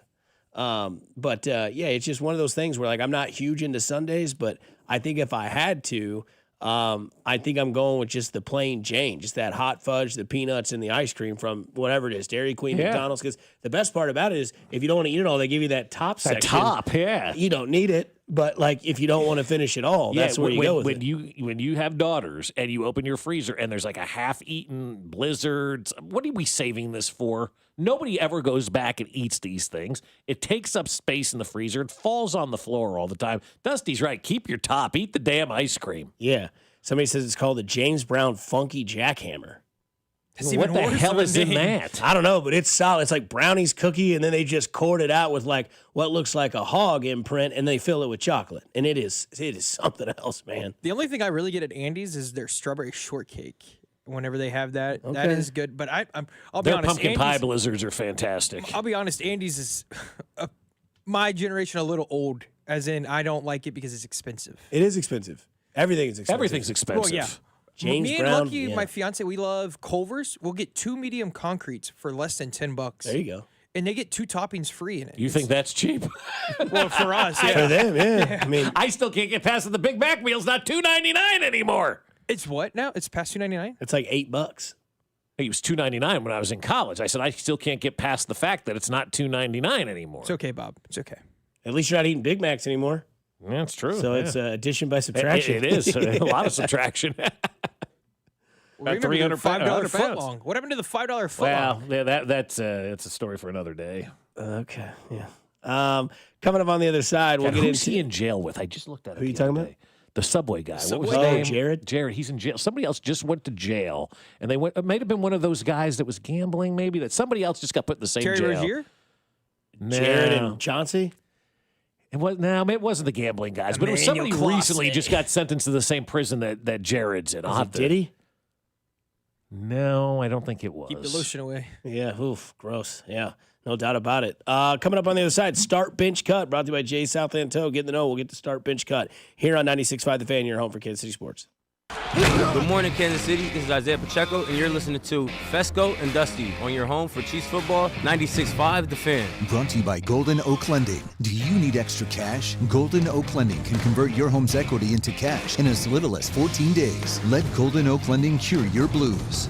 Well, I'll tell you what, my friends over at QC Kinetics are saying, hey, come see us today. We can help heal that pain. And we're going to do it without surgery. We're going to do it without downtime. We're going to do it without a scalpel. We're going to do it without all the pain pills and long recovery. We're just going to put your body up to the task of remembering how to feel alive again. And that's what they do at QC Kinetics. They tap into your own body's regenerative power using natural healing factors that help restore and repair that damaged tissue, reducing inflammation and relieving pain right at its source. And like I said, there's no surgery, there's no pain pills or long recovery. Imagine the freedom of doing whatever it is that you love all over again. Dancing in the kitchen, playing golf, it doesn't matter. That's the freedom QC Kinetics help people rediscover every single day. And this Veterans Day, QC Kinetics is giving back to our heroes. Vets will get $500 off their treatment, and for every non-vet who starts care, QC Kinetics will give $500 to the Wounded Warrior Project. It's a great time to book your free consultation. Appointments available on Saturday, so call QC Kinetics now. 816-412-6299. That's 816-412-6299. All 435 in State Line and in Gladstone with QC Kinetics. Football season is big beef season. Join the Booth Creek Wagyu revolution and taste the steaks, burgers, and even Wagyu hot dogs that are changing the way America eats beef. Booth Creek has 2 convenient locations at 95th and Knoll and 135th and Metcalf, where they sample mouthwatering Wagyu every day. And their beef experts will lead you to the perfect cut. And now, Booth Creek is offering same-day delivery. Perfect for last-minute gatherings when you need Wagyu fast. Now available in-store, online, and same-day delivery. BoothCreekWagyu.com. Ready for action, hockey fans? BetMGM, an official sports betting partner of the Sops and the Breakaways with special promotions, new features, and more. Log in throughout the season to find odds boost tokens, no sweat tokens, and parlay boost tokens in your account to amplify your winnings. Enjoy enhanced product features like Dark Mode 2. Log into BetMGM, an official sports betting partner of the NHL, all throughout the hockey season to see what's new. BetMGM and GameSense remind you to play responsibly. Gambling problem? Call 1-800-GAMBLER. See BetMGM.com for terms. 21 plus only. Kansas only. Existing customer offer. Subject to eligibility requirements. Rewards vary and expire in 7 days. Please gamble responsibly. In partnership with Kansas Crossing Casino and Hotel. If you've been diagnosed with moderate to severe plaque psoriasis, this is what it sounds like to be a million miles away. Imagine being a million miles away. Tremfya guselkumab, taken by injection, is a prescription medicine for adults with moderate to severe plaque psoriasis who may benefit from taking injections or pills or phototherapy. With Tremfya, clearer skin is possible. In clinical trials, at least 70% of patients saw at least 90% clearer skin at 16 weeks. Results may vary. Tremfya is also indicated for adults with active psoriatic arthritis. Serious allergic reactions and increased risk of infections and liver problems may occur. Before treatment, your doctor should check you for infections and tuberculosis. Tell your doctor if you have an infection, flu-like symptoms, or if you need a vaccine. Ask your doctor about Tremfya. Call 1-800-526-7736 or visit Tremfya.com. Car, truck, or motorcycle wreck? Remember, Mike's got this. Paid for client portrayal and endorsement. The choice of a lawyer is an important decision and should not be based solely upon advertisements. Give me one good reason why I should call DM Law. How about 3 great reasons? 1, it's easy. 2, it's fast. 3, the results. Mike's got this. 816-888-7500. Mike's got this. Happy Veterans Day from all of us here at 96.5 The Fan, KFNZ FM and AM, HD1 and HD2 Kansas City, in Odyssey Sports Station.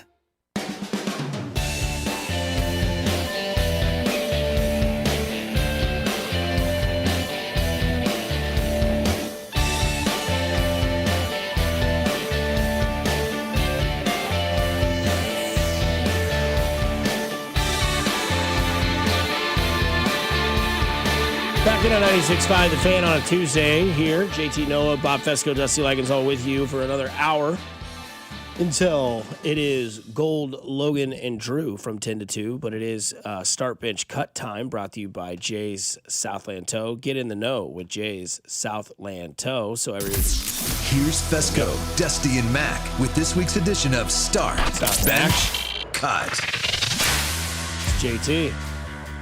Take these topics and kind of what our show has been so far in the first 3 hours and bring them back into it. So I'll start where we left off with the Sunday conversation.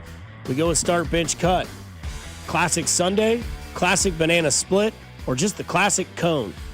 I'd start all three of them, Dusty, and be honest with you. Ice cream seems to be a vice. Well, it is. I tell you, the Kirkland vanilla is my vice. But I will say this. All three of those have a special place for me. You just had your first banana split a year ago. No, not my wife had her first banana split. Yeah. But it all depends on what I'm in the mood for, too. Start a classic cone because it's everywhere you can find it. Bench the Sunday, cut the banana split. I think that's the way you got to go because the ease of getting those. Like the banana split's probably the hardest to find of the three. But I don't feel good about cutting any of those or benching any of those. I'm on the same topic with Bob, except it's not hard for me. Get the banana split out of here. I'm not a big banana split guy. I think it's a little big for the inconvenience. I'm a guy. Go to Quick Trip, give me a 99-cent ice cream cone. Oh my gosh, dude, their ice cream is so good. It is. And guess what? Their machine's always working. It seems like. So start the ice cream cone.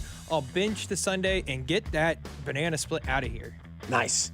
Yeah, it's crazy to see how many 65-plus-year-old people that come out of Quick Trip by the time we get out of here, whose day is completely made with a cone after they just had breakfast. Oh, yeah. It's like, hey, Margaret and Jonathan, how was your breakfast? Well, but now we got the cone. Fairness, Dusty, their breakfast was about 5 a.m.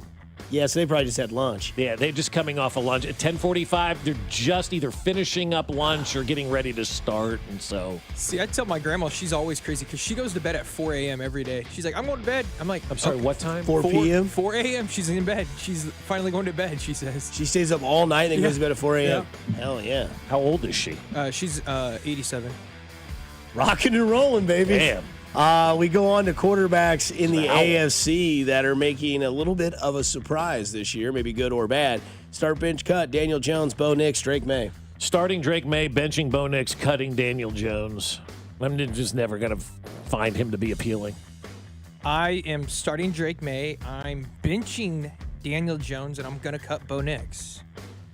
Daniel Jones leading the league in passing as of week 10 in the books. Now, he hasn't had a bye week yet. Yep. But again, he does lead the league in passing. Jonathan Taylor leads the league in rushing, and the Colts are the number one seed in the AFC.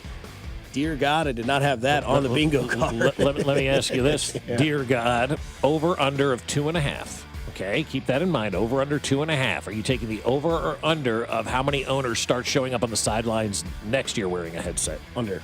Okay. Good for her, though. But all the other owners are looking at this going, it's really a good... And when she explained what she was doing, 100% on her side. I love it.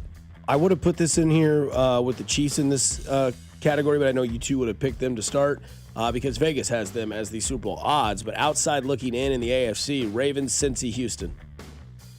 Cincy getting Burrow back, Lamar now fully back, and Houston will get C.J. Stroud back. I'll go Ravens as my starter, Houston I'm benching, and then Cincy I'm cutting. I just Joe Burrow thing. How is he going to make that team better? They can't stop anybody. So, yeah, I'm going the same route. Ravens, Houston, Cincy, Ravens start because I think they still can win the division. The division's way weaker. Benching Houston. I do like Houston, but I don't think they can win the division, and I don't know how they can get back into the wild card spot. It's a tight wild card race. And then Cincy, like Bob said, defense, cool. They're terrible. You get Joe Burrow back, that's great. You got to put up 60 to win a game. You do. I mean, it's like Patrick Mahomes in the old days. He didn't put up 55 because he wanted to. He had to. Houston is 4-5. They play Tennessee this weekend. Jacksonville leading that division is 5-4. They play the Chargers this weekend. If the Jacksonville Jaguars lose and Houston does win, they are 5-5. The Jags are 5-5. And who did you say that Houston has again? Tennessee. So they're winning. They're winning. It's in Tennessee. They're 1-8. We'll see. We've seen strange things so far. Jacksonville plays at home against the Chargers, which we think the Chargers could win that game. They are 2.5-point favorites. But again, Houston 4-5. Jacksonville 5-4. So in that division. They're not going to win the division because the Colts are going to win that division and likely on their way to the 1 seed. But again, it's all about the wild card, and Houston right now is 1 game back of the wild card. Yeah, 4-5. Chiefs are 5-4. Yeah, Jacksonville 5-4. So Jacksonville could drop 3 spots with a loss this week to the Jacksonville or to the. We really need Jacksonville to lose this game, no doubt. We look at the NFC side of teams on the outside possibly looking in. That's right, these teams: 49ers, Panthers, Vikings. I'm going to start the 49ers because of their coach. I'll bench the Vikings because of their coach, and I'll cut the Panthers because of their coach. I'll start the 49ers because of their coach. I'll bench the Vikings because of their defense, and I'll cut the Panthers because of Bryce Young. Okay. Bryce Young and the Panthers 5-5, the Niners 6-4, and Minnesota 4-5. The 3 teams outside of the playoff picture. Green Bay hanging on by that tie at 5-3-1. Panthers feel like that team where they come out of nowhere, but they're not good enough to get in. Yeah. And they're playing a weaker schedule. This is like that one year where if there was bad teams in the NFC all around, they could make it in, but I don't think they get in. At least the Panthers are going to have, at least for right now, they're 5-5. They're a 500 team, and they have been abysmal the last, almost seems like a decade. It's not been that long, but you get what I'm saying. We go to some high up teams in the playoff picture. Start, bench, cut as of week 11. Philadelphia Eagles, Indianapolis Colts, Seattle Seahawks. Starting Philly, benching Seattle, cutting Indy. Just out on Indy. Yeah, I'm not in on their quarterback, and I can't be in on a team if I'm not in on their quarterback. Which would give you more belief to say Jonathan Taylor deserves the MVP. I don't disagree as the weeks go on. And yeah, I'm in that category. I don't think it has to go to a quarterback. So this is tough for me, but I'm going to go start Philly, bench Seattle, cut the Colts. And the reason I'm cutting the Colts is because I think both Philly and Seattle are just a better team. Seattle, I don't know if, like we said this last year about Sam Darnold, can he keep it up? Well, can he keep it up again this year in Seattle and win a playoff game? He didn't win last year. This year, it looks like he's going to get the home game as long as they keep winning. But if he's on the road, I just don't know if I trust him. Okay. Expecting to see more of coming off the bye against the Denver Broncos. Chris Jones, Josh Simmons, Brashard Smith. Well, that was great. The bed was over. Well, okay. Music. I guess we're done here. Yeah.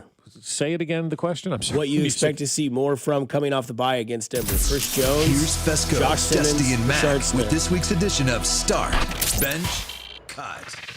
I will start Chris Jones, bench Josh Simmons, and then cut Brashard Smith. Maybe I'm, because it doesn't look good for Isaiah Pacheco. To see more of? To see more of in this game, like what do you plan to see an uptick in, like Chris Jones's production, Josh Simmons back being a left tackle, or Brashard Smith as being a valuable piece? Do this. I'm going to go on a way different route. I'm going to go Josh Simmons to start.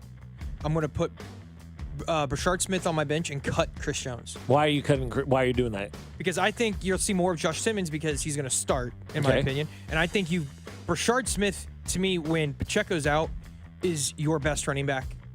And I know I'll fall on a mound for that, but I think he's your best all-around running back right now, and I would like to see more of him.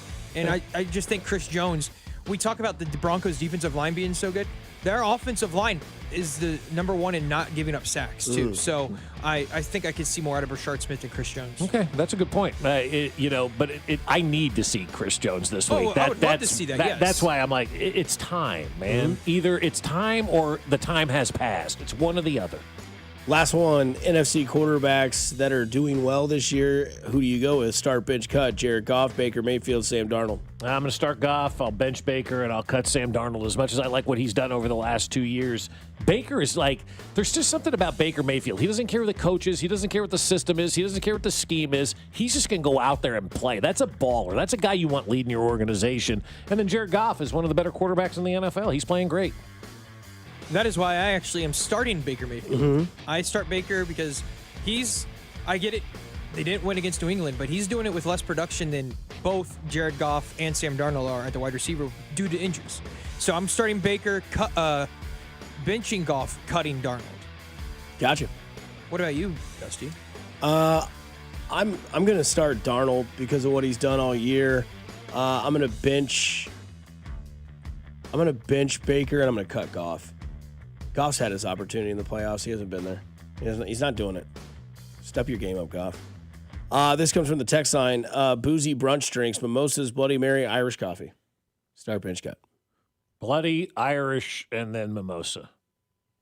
Get the Bloody Mary out of here. That is cut. I hate Bloody Marys. I'll start the mimosa and then bench whatever that other one was. Irish coffee? Yeah, the Irish. I think I start the coffee, bench the mimosa, and cut the Bloody Mary. I'm with you, JT. I don't need a meal for my drink, but I love the meal. They can be delicious. Yeah. Like if they're done right and they can be delicious. Like there's nothing better than when you sit down for brunch and you're hungry and they bring out the Bloody Mary with the shrimp and a burger on it and all that. I'm in on that. I love it. Okay. And mimosas, I hate champagne, so it's just and orange juice too. Coming up on the other side, you can thank a vet. The phone lines are open because it is Veterans Day, so salute to all of you out there. Thank a vet, 913-586-7965. Plus, we'll talk about Mike McDaniel being a troll, which is awesome. 96.5 The Fan, your home for Kansas City sports.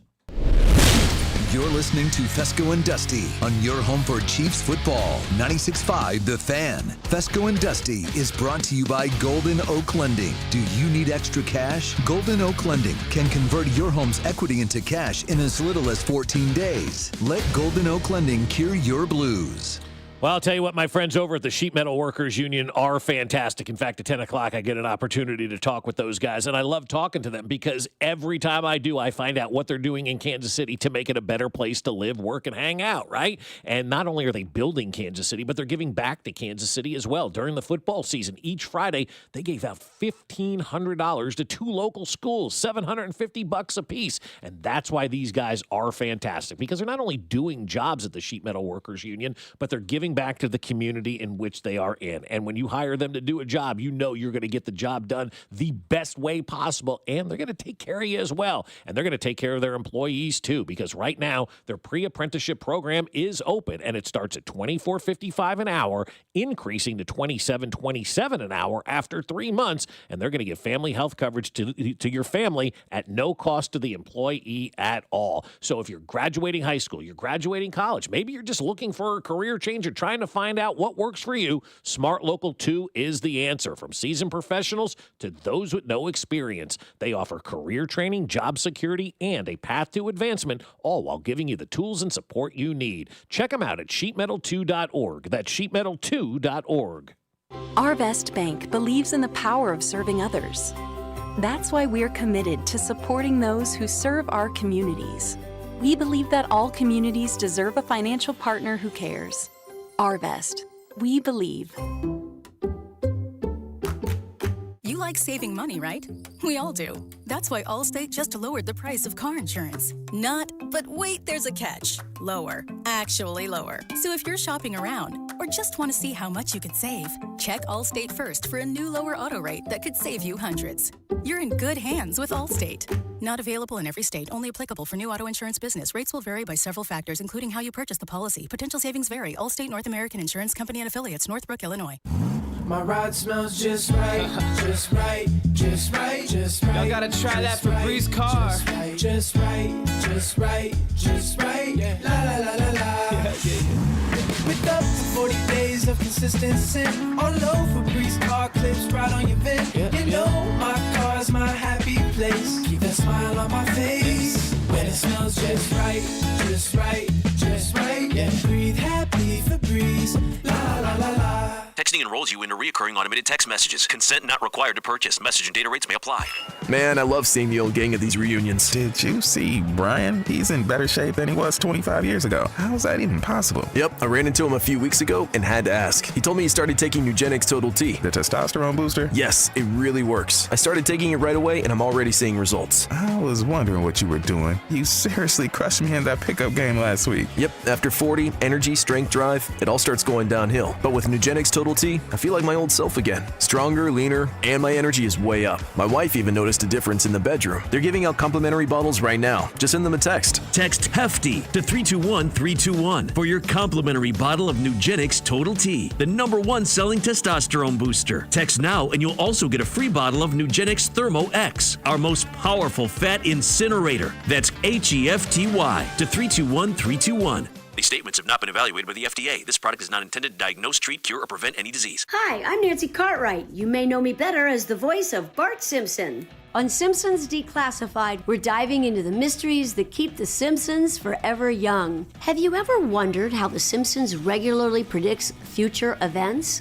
Who better to ask than the show's creators, performers, and writers, the celebrity guests? Be sure to follow and listen to Simpsons Declassified wherever you get your podcasts. This is Jeff for Heartland Men's Health, where we've successfully treated thousands of men for low testosterone and helped them feel like their old selves again. Please take a moment and listen to how we help this patient. Hi, this is Doug. I'm a patient with Heartland Men's Health. I've been doing low T treatment for just under a year now. I've always dedicated my life to work. I've always found the time to go to gym. I'm 46 years old. My energy level has been on a roller coaster. With work, when we would have like long, stressful meetings, I would notice that I was very exhausted and drained afterwards. And with the low T treatment, I'm not as stressed. I started to feel a lot more level-headed. The roller coaster kind of went away. I think Heartland Men's Health, they really have it figured out. The professional staff, I think it's a wonderful treatment for men of any age. And it's definitely a benefit I'm going to continue.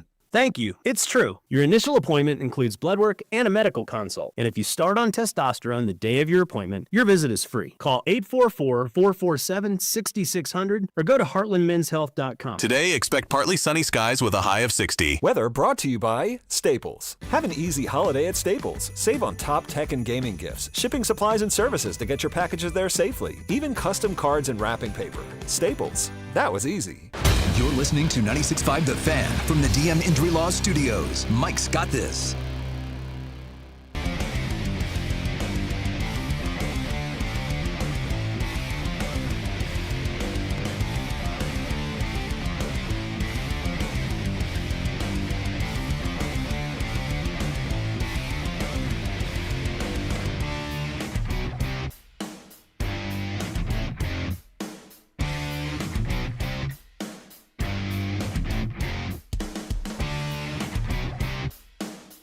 Diving right back into it here on 96.5 The Fan. Phone lines are open if you want to thank a vet. It is Veterans Day, so salute to all of you. Thank you for doing what you've done or what you continue to do on Veterans Day here on November 11th, 2025. Yesterday was the 250th anniversary of the Marine Corps. Happy birthday, Marines! James called in and wanted me to tell you guys that, so yeah, there you go. Nice. Semper Fi, baby. That's right. So shout out. James was he told us that it was the 250th anniversary yesterday, or that today? Yesterday. Okay. He wanted that shouted out over the air. There you go. I saw somebody yesterday put on Twitter, formerly X, and it said something to the extent of, I wasn't able to join the coolest effing club in the world, the United States Marine Corps, so salute to everybody who was in the United States Marine Corps. I saw that. I'm like, yeah, that's pretty cool, man. My uncle was a Marine, and I ran into a Marine a couple of weeks ago when we were at the airport. A guy who just got out of basic training and just graduated. I'm like, damn, man. Like, I really, really respect those guys and gals that are giving their lives and whatnot to join the armed services. So happy Veterans Day to everybody out there. Yeah, no doubt. 913-586-7965 as we continue to power through on this November 11th. So again, if you want to do that, 913-586-7965. Phone line's open for you. Thank a vet if you'd like to. We thank you all for your service. Not here today without any and all of you. So thought it was funny yesterday. So there was a picture, and again, in today's world, I never know what's AI, what's not AI. I never thought of it like AI is now your get-out-of-jail-free card. Right. Mike McDaniel was seen outside of a local Bills bar in Miami. Is that what it was? So good, yes. And he's in his car, and they asked him about Nico it yesterday. Harrison was fired by the Mavericks. Oh, he just got fired. Yeah. The GM of the Mavericks. Nico Harrison's exit from the Mavericks as GM 4+ seasons is regarded as imminent and could happen as soon as today, Mark Stein is reporting. That's hilarious. I mean, that is unbelievable. You traded the best player in basically franchise history and took the bullets for the organization, and now they're firing you. I hope that guy walks out the door with a check that's bigger than the size of the one that Brian Kelly's fighting for. That's hilarious, too, because then they got the number 1 overall pick, drafted Cooper Flagg, and it's still not enough to get you to stick around. Yeah. I mean, Luka is on his pace to have an MVP season this year because what he's doing in L.A., because they're doing it without LeBron, which is probably the key to their success. Probably so. You get rid of that guy, right? Has Dallas won a game yet this year? I think so. I mean, I'm pretty sure they have. 3-8. Yeah, they're 3-8. They're the second worst team in the West, only ahead of the New Orleans Pelicans. They're not the Brooklyn Nets bad, but I mean, firing the GM. So anyway, that's kind of popping. Also, today. I don't even think Anthony Davis has played.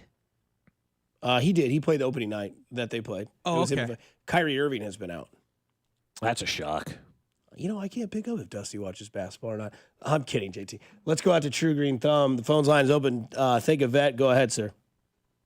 Hey, I just wanted to say, hey, great show. You guys know I never call in, but I will shout out to the veterans. I have a uncle that stripped the flag in Seoul, Korea as a Marine and put our flag up during the Korean War. Like, shout out to him. God rest his soul. And also another uncle that served as a Marine in World War II, Korea, and Vietnam. Wow. So I'd like to shout those guys out, and everybody that's in the military has protected our country. I love them to death. Thanks, buddy. Thanks for the call, True Green Thumb. Yeah. Praise be to all that, man. Raising the flag, dude. How cool would that be? Running up there and stripping down the flag and putting ours up. You want to talk about like just a goosebump moment when he said that. Holy, what's the coolest thing you've ever done in life? Not that. That's what I'm saying. Like these guys are doing stuff that's unbelievable. You're like, yeah, I got a 2-for-1 deal at McDonald's in their app.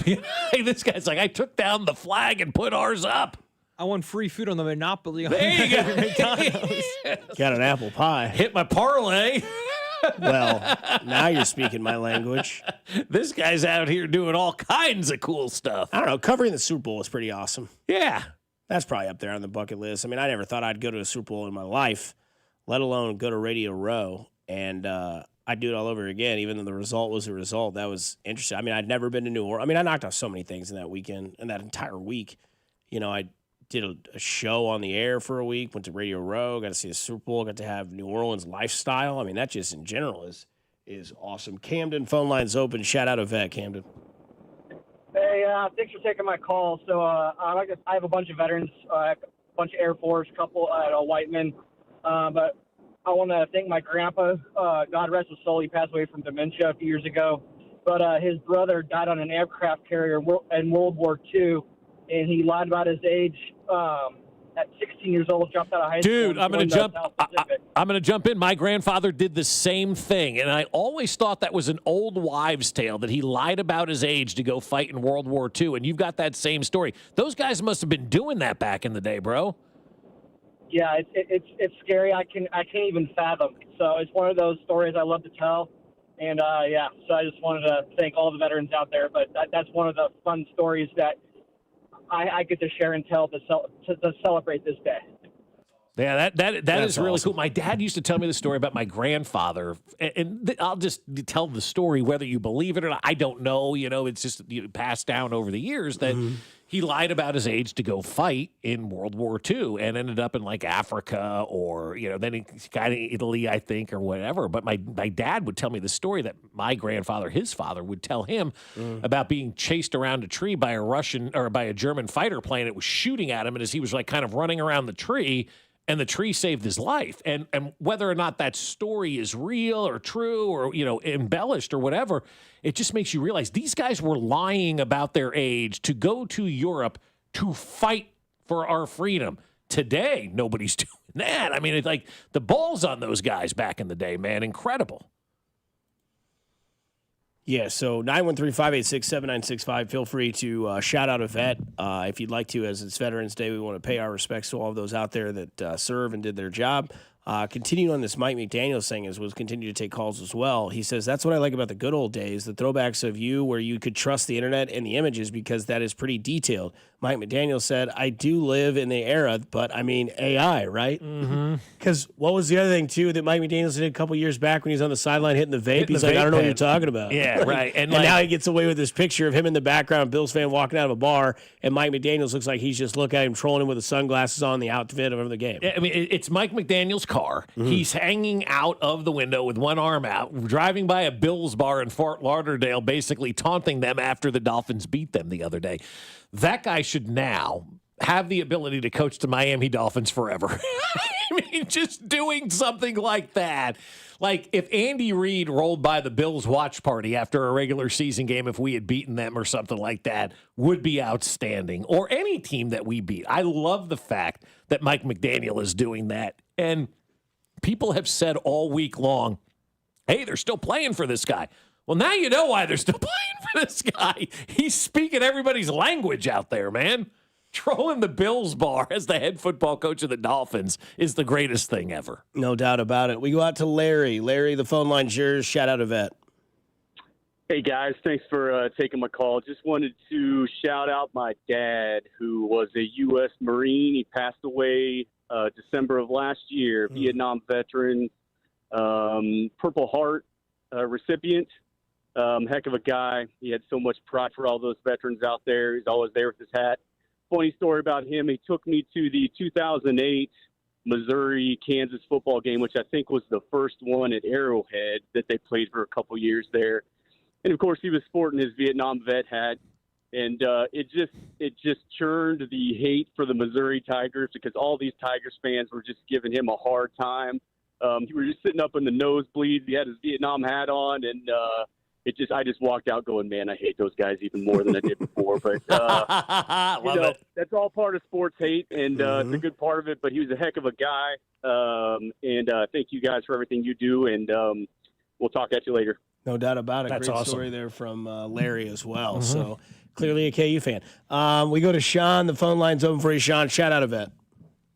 Hey, guys. Thank you so much for taking my call. I love the show. I wanted to shout out my dad, Ron Miller. He's a retired Marine. He actually lives at home with my wife and I now. We help take care of him. And yesterday he celebrated his 70th birthday while I also celebrated my 41st birthday. Cool. We celebrated the birthday together with the Marines. And we've done that every year together throughout the entire time of his military career. And he was actually a part of the Tehran hostage crisis. Oh, he wow. did embassy duty all over the world. Wow. And unfortunately, he had to experience that. But he's a great man, and we had the opportunity. We moved here in 1994. He was stationed at the MEPS processing station to run it after we were out in Camp Lejeune in North Carolina, and he took me to my first Chiefs game that year against the Seahawks, I believe, Christmas Eve in 1994, and I've been a diehard Chiefs fan ever since, and he's a hero of mine. I love him very dearly. And we love your guys' show. We listen to it on every trip to the hospital every morning, or appointments or those sorts of things. We're always listening to 96.5. So thank you guys so much for everything you do. Hell Heck yeah, man. Love to your pops, man. Shout out to your pops, What man. a cool Praise story. be. Let's go to Dylan. Phone line's open. Dylan, shout out a vet. How's it going, fellas? Just wanted to give my brother a shout out. He just recently retired from the Army, 13 years, and had a pretty good run there, but some injuries were starting to catch up to him, and he finally called it quits. But super proud of him. He's kind of always been my go-to guy, my best friend. So just trying to give him the day he deserves today. Awesome, man. No doubt. Shout out to you, Dylan, and your bro, man. That's what That's you need, cool. man. Yeah. You got your mentor right there, man. That's what keeps you going in life, man. Those guys like that. And we'll go to Gene. Go ahead, Gene. Shout out a vet. Hey, guys. My dad, World War II vet, Carl Eugene Van Gordon, 97th Infantry. He was known as the TO in World War II. On his way over there, he the old story is smoking saved his life. He was about 5 miles off the shore in Germany. Reading down below deck always goes up. You know, you always go up deck to smoke. Well, he finished his first cigarette, and within a few puffs in his second one, the boat or the ship they were on hit a water mine and the heck out of the cabin that he was on probably 20 minutes before. He gets over to Germany. He gets shot by a sniper in his front abdomen, and then almost comes out his back. Got his Purple Heart, but he's my hero. He's our family hero, and the greatest dad, grandpa, and son anybody could ever have. So I want to shout out to my dad, Carl Eugene Van Gordon. Thank you. Hell Wow, yeah, that was dude. cool, What a story man. by Gene. Wow. Going up to hit a dart in the boat that you're on hits a water mine. I'd never heard of a water mine in my life. Have you ever heard of a water mine? Either of you guys? I'd never heard of one of They those kind of before. pay homage to it, I think, I know this is going to sound weird. I think they pay homage to it in Finding Nemo. You've seen it? You're familiar? Yeah. When they have the shark chase scene and there's all those mines underwater, I think that's what they were referencing. It's like, now, again, that takes place in, I think, Sydney, Australia, but I don't know if that's like the same type of thing, but they're old wrecked shipped area, and there's like those old mines. Like, watch out for those; they explode. So I wonder if that's kind of like the same thing. Did you say Nemo in Australia? Nemo. Huh. He's got to get to Sydney. Water mines. Jeez. Have you never seen Nemo? Yeah, I've seen Nemo, but I didn't think it was in Australia. Did you ever hear the dentist in the? Hey, that little fella. Maybe I overlooked it. Yeah. 8442 Southeast Sydney, Wallaby Way. That's the mass they have to go find. Oh, okay. Go watch Nemo again. Just keep swimming. What a shout out there, though. That story's insane. I got to get back to these water mines. I mean, like that's the most interesting thing that I've heard in a while. Let me ask you this, though. This is where my mind immediately went.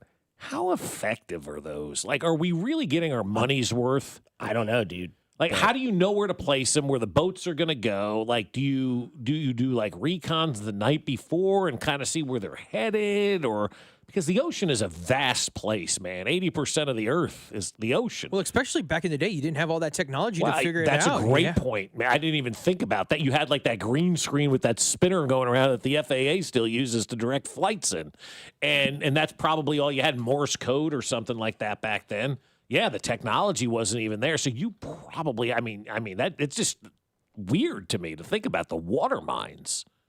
Yeah, somebody says spiky balls in the water, Great Barrier Reef. Yeah. Yeah, that's crazy, man. I mean, because I think somebody just watched the movie The Long Walk. You want an inspirational movie? Go watch that movie. I mean, that movie is brutal. They had them just walk until they were dead. I don't know if you know the background story of this.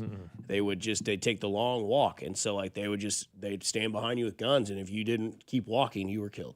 And it's a movie that's out right now. It's got a lot of people talking. I can't wait till it comes out to come back home. Oh, it's out at, it's in the theaters right now. Mm-hmm. It's called The Long Walk. Is it about the military or is it about prison? No, it's about, I think it's basically POWs. Okay. And what you had to do is they just basically had you walk until you couldn't. And if you fell, they shot you. Oh, my God. And if you walked until you died, you died. Yeah, it's The Long Walk. It's an hour and 48 minutes, currently out right now.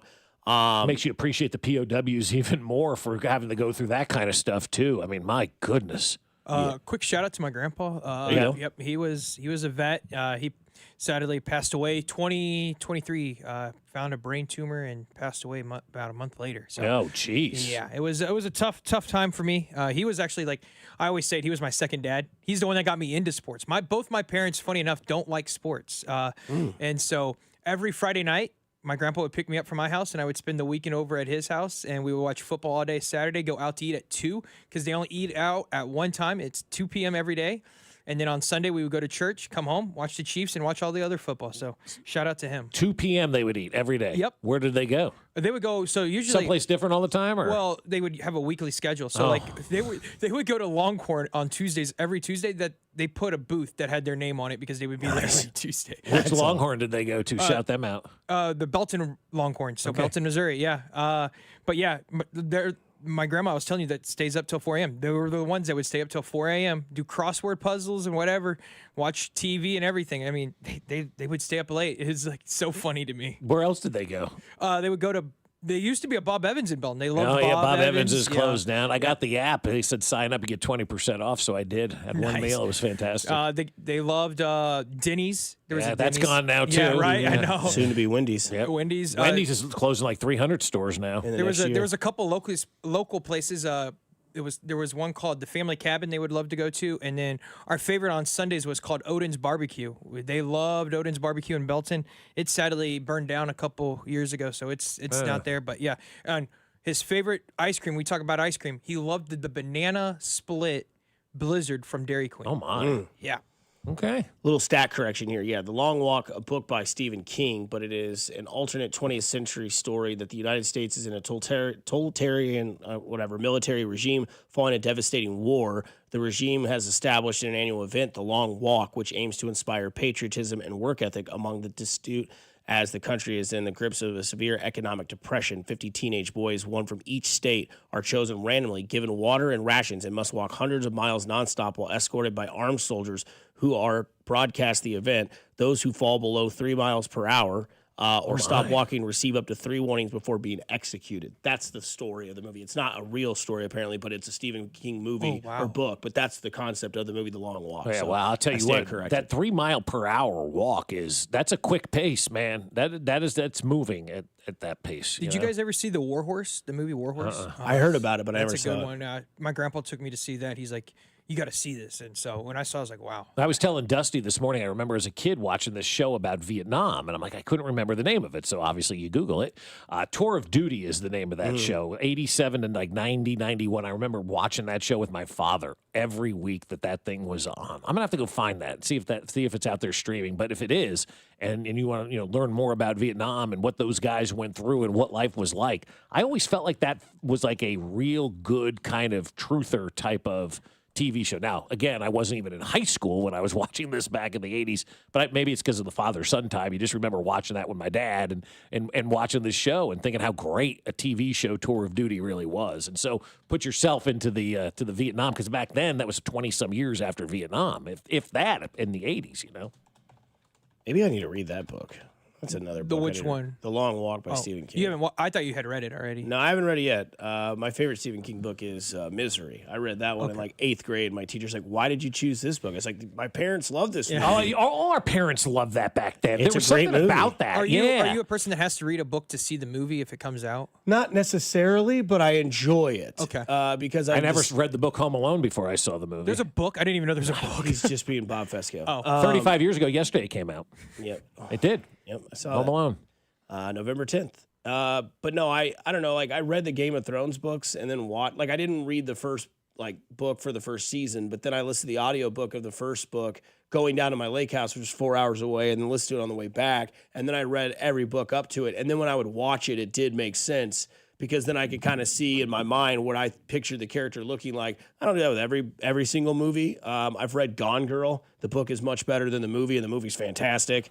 So I mean, I don't know. I enjoy that. And then it's funny when I watch movies and then it's like based on the book. And then you look at the book title. It's not even the movie title. It's not like Shawshank Redemption is not the name of the book that Stephen King wrote about, People are like, why is Morgan Freeman's name Red in Shawshank Redemption? Because in the book, he is a white, red-haired Irishman. Right. In the movie, it's like, it's Morgan Freeman, because that's who's going to play that part better than anybody else, right? Morgan Freeman was right I wish there. I could tell you what happened to Mr. Dufresne in the washing room that day. I wish I could tell you what happened. Coming up on the other side, let's talk about coaches that are next in line to get fired because, 3 have been fired so far this year? Well, we've had the Giants, we've had the Titans, and... There's one more that I'm missing, right? Who am I missing? Does somebody else give... The GM got fired in Miami. So there's only been 2 firings? No, there's been another one, right? I mean, there's a lot of college ones. No, I think that's it right now. That's it. Yeah, I think there's only been 2 guys that have been fired so far. There's another GM in the NBA got fired though, Nico. Yeah, that's what he said. They said it plans on. No, he plans on getting fired today. Oh yeah. Apparently there was audio of the owner Dumont who took accountability and said on courtside with fans that it was a huge mistake to trade Luka. Yeah, the owner said that. That's what Shams put out. The Mavericks are firing Harrison 9 months after the jarring and stunning Luka Doncic trade, a move for which Dumont took accountability and accepted as a mistake in a courtside interaction with fans on Monday night. Shout out to Brock from the number 5s. Shout out to my brother-in-law, Dustin, veteran, served 2 tours in Iraq. Hell of a man. So shout out to Vet here on Veterans Day. Coming up, we'll talk about the next possible firings in the NFL. No, Andy Reid is not on the list. 96.5 The Fan, your home for the Kansas City Chiefs. Good morning, Kansas City. This is George Karlaftis, and you're listening to Fescoe Dusty on your home for Chiefs football, 96.5 The Fan. Brought to you by Golden Oak Lending. Do you need extra cash? Golden Oak Lending can convert your home's equity into cash in as little as 14 days. Let Golden Oak Lending cure your blues. BetMGM is coming soon to Missouri. On November 17th, sports fans in Missouri can pre-register and get up to $1,500 paid back in bonus bets if their first bet loses, plus an additional $100 in bonus bets if they deposit before December 1st. Enjoy a betting app that was designed for game day with features like live bets, same-game parlays, BetMGM reward points, and surprise boosts dropping in your account all throughout the season. It's everything a sports fan could want in one app. Pre-registration is coming soon to Missouri on November 17th. BetMGM, make it legendary. Gambling problem? Call 1-800-GAMBLER. See BetMGM.com for terms. 21 and older only. Missouri only. New customer offer. Subject to eligibility requirements and minimum deposit of $10. Bonus bets are non-withdrawable and expire in 7 days. Please gamble responsibly. Pending BetMGM's licensure as a mobile sports wagering operator with the Missouri Gambling Commission register for a Missouri online sports wagering account 1117. BetMGM's insurance of welcome offer is conditional on full licensure. I'm Mitch Holtis, voice of the Kansas City Chiefs. Choosing the best doctor for your eyes is one of the most important medical decisions you'll ever make.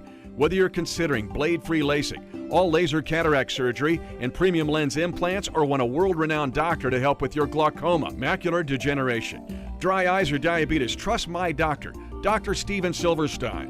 Call Silverstein Eye Centers to make an appointment, 816-358-3600. Experience the best eye care in Kansas City. This is the story of the one. As a custodial supervisor at a high school, he knows that during cold and flu season, germs spread fast. It's why he partners with Grainger to stay fully stocked on the products and supplies he needs, from tissues to disinfectants to floor scrubbers. All so that he can help students, staff, and teachers stay healthy and focused. Call 1-800-GRAINGER, click Grainger.com, or just stop by. Grainger, for the ones who get it done. You think you understand how this business works, but you don't. Landman, TV's biggest phenomenon, returns to Paramount Plus. From Taylor Sheridan, co-creator of Yellowstone, starring Billy Bob Thornton. You have to know the rules of the game and bend them, and you really have to know them to break them. Demi Moore. I want success. Get it for me. Andy Garcia, Ali Larder, and Sam Elliott. You don't even know the game you're playing, do you? Landman, new season, streaming November 16th, only on Paramount Plus. Okay, I have to tell you, I was just looking on eBay where I go for all kinds of things I love, and there it was. That hologram trading card. One of the rarest, the last one I needed for my set. Shiny like the designer handbag of my dreams. One of a kind. eBay had it, and now everyone's asking, ooh, where'd you get your windshield wipers? eBay has all the parts that fit my car. No more annoying, just beautiful. Millions of finds, each with a story. eBay. Things people love. Texting enrolls you into recurring automated text messages. Consent not required to purchase. Message and data rates may apply. Man, I love seeing the old gang at these reunions. Did you see Brian? He's in better shape than he was 25 years ago. How is that even possible? Yep, I ran into him a few weeks ago and had to ask. He told me he started taking Nugenix Total T. The testosterone booster? Yes, it really works. I started taking it right away and I'm already seeing results. I was wondering what you were doing. You seriously crushed me in that pickup game last week. Yep, after 40, energy, strength, drive, it all starts going downhill. But with Nugenix Total T, I feel like my old self again. Stronger, leaner, and my energy is way up. My wife even noticed a difference in the bedroom. They're giving out complimentary bottles right now. Just send them a text. Text HEFTY to 321-321 for your complimentary bottle of Nugenix Total T, the #1 selling testosterone booster. Text now and you'll also get a free bottle of Nugenix Thermo X, our most powerful fat incinerator. That's HEFTY to 321-321. These statements have not been evaluated by the FDA. This product is not intended to diagnose, treat, cure, or prevent any disease. Hey, Zach, are you smiling at my gorgeous canyon view? No, Donald. I'm smiling because I've got something I want to tell the whole world. Well, do it. Shout it out. T-Mobile's got home internet. Whoa, I love that echo. T-Mobile's got home internet. How much is it? Look at that, Zach. We got the neighbors' attention. Just $35 a month. And you love a great deal, Denise. Plus, they've got a 5-year price guarantee. That's 5 whole trips around the sun. I'm switching. Me too. Yes, T-Mobile home internet for the neighborhood. Donald, you still haven't returned my weed whacker. Carl, don't you embarrass me like this, please. What's everyone yelling about? T-Mobile's got home internet. And Donald's got my weed whacker. Yes, T-Mobile's got home internet. Just $35 a month with auto pay and any voice line. And it's guaranteed for 5 years. Beautiful yodeling, Carl. Taxes and fees apply. See T-Mobile.com/ISP for details and exclusions. He's electric on the field. Now, Xavier Worthy's giving back off the field. Join him December 15th at the Intercontinental KC for Uncork for a Cause. Wine, food, and football fun, benefiting the Worthy Ones Foundation. Get your tickets now at uncorkkc.com.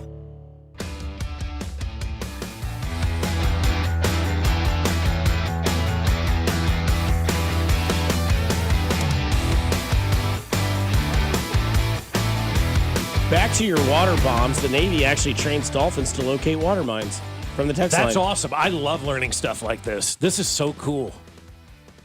Wow. Water mines and dolphins being trained to find them. Holy crap, man. I mean, the stuff that we don't know that goes on is just unbelievable. I mean, just take it for like a small standpoint. Like if you knew everything that was going on behind the scenes at the Chiefs, right? You'd be like, whoa. You'd be amazed to learn some of this stuff. We all would be. Yeah, just wait till they fire someone like Bob Sutton, then you find out what really went on the whole time. Well, yeah, but but stuff like this with the military is like, oh my God, there's water mines and dolphins are trained to go look at them. Like that's just crazy stuff that I would have never had on my bingo card for today. Learning about water mines and dolphins, that's awesome.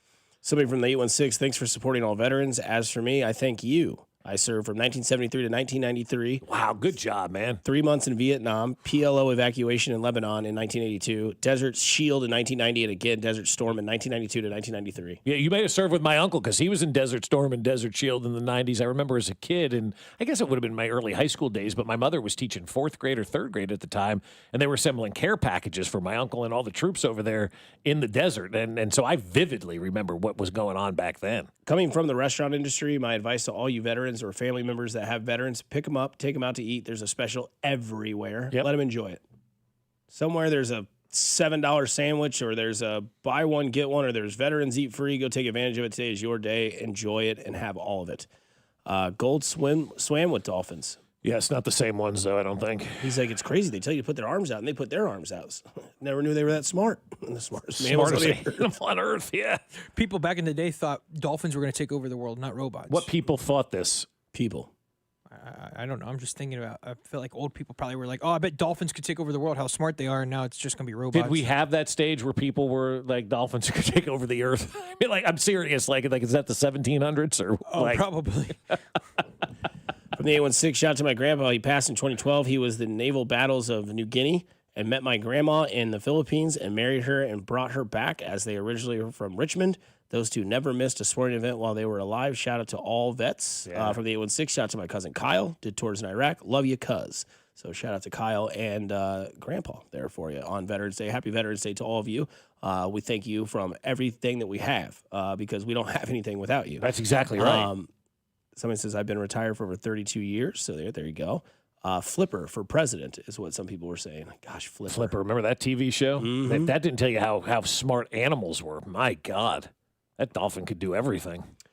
Speaking of a dolphin that's still doing everything, Mike McDaniels, he is not fired yet, but he is plus 700 as a coach to be fired next. I don't think he's getting fired, guys. They're playing for him, and they are. That's a fact. Well, when you troll the opposing team's bar, I think that's a good sign. One thing, that's AI. Yeah, sure it is. One thing that does kind of break my heart because I like the guy, but I guess he's just not doing his job. Number one coach on the list is Raheem Morris. Sucks, man, because I really do. Like, I was pumped when they hired him. I thought he was a guy who had what was it, in Tampa that he had the first opportunity to be a head coach, I think.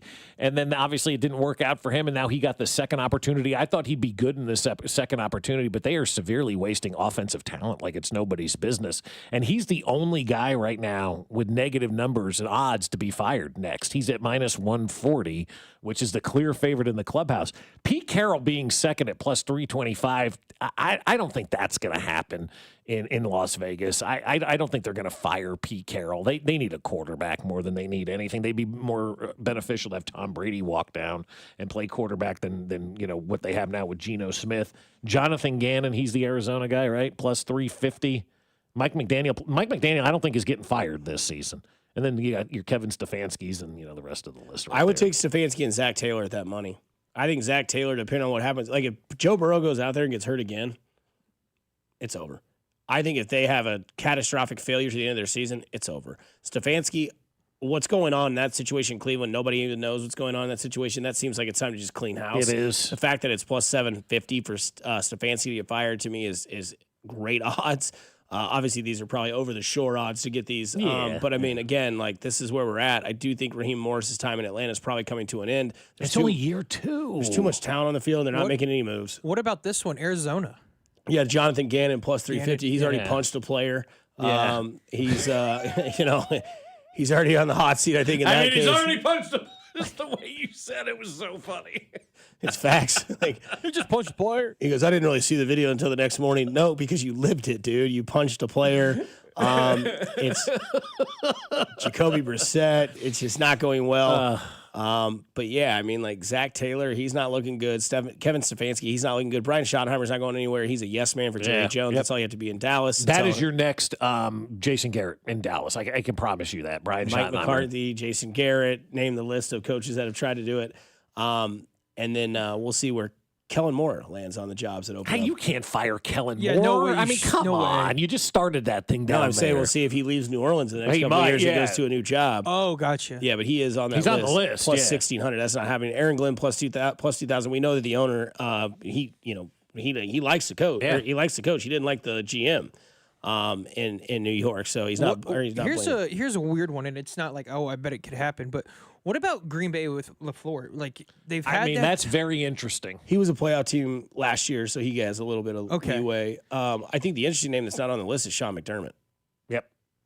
Because you missed the playoffs, and you're wasting Josh Allen's window. Yeah. They'll find somebody really fast that will not waste that time, and especially if things go sour in Buffalo. Again, it's a little sour right now. It was sweet when they beat the Chiefs. It's sour losing to the Dolphins. You've had your bye. You have to win a lot of if games. Buffalo opens up, that's the number one coaching job. Well, it's there in New York. They're the Giants. I was just going to ask you. You're reading my mind. If Buffalo does open and the Giants, which is the better job at this point in time, I would say Buffalo. I would think you're going into a new stadium. You've got Josh Allen as your quarterback. But you're also taking over a franchise that is going to have expectations immediately to win. You take over the Giants, you're going to work for one of the premier lifelong organizations, 100-plus years they've been around. Jackson Dart's your quarterback, good group of young talent. There's not going to be a lot of pressure to go there and win the Super Bowl in New York. There's going to be pressure to win, obviously, but not to win the Super Bowl. You take over that Buffalo job next year, you immediately have a bullseye on your chest. You immediately become John Gruden going to Tampa. You immediately become the guy that I don't like on NBC who complained about Taylor Swift going to Indianapolis. Dungy. You become one of those guys who get that second opportunity, with a team that's ready to win a championship, or maybe it's a first opportunity. So if Buffalo moves on from their guy, whoever gets that job, the expectation is to win a championship. Go do something nice today for somebody. You never know. It could change their day, their week, their month, their year. It is simply cool to care. Happy Veterans Day to you all. Coming up next, it is Gold, Logan, and Drew from 10 until 2. We'll talk to you tomorrow as we ramp up Denver week here on 96.5 The Fan. Have a day. Stay groovy. This is Fescoe and Dusty on your home for Royals baseball. 96.5 The Fan, brought to you by Golden Oak Lending. Do you need extra cash? Golden Oak Lending can convert your home's equity into cash in as little as 14 days. Let Golden Oak Lending cure your blues.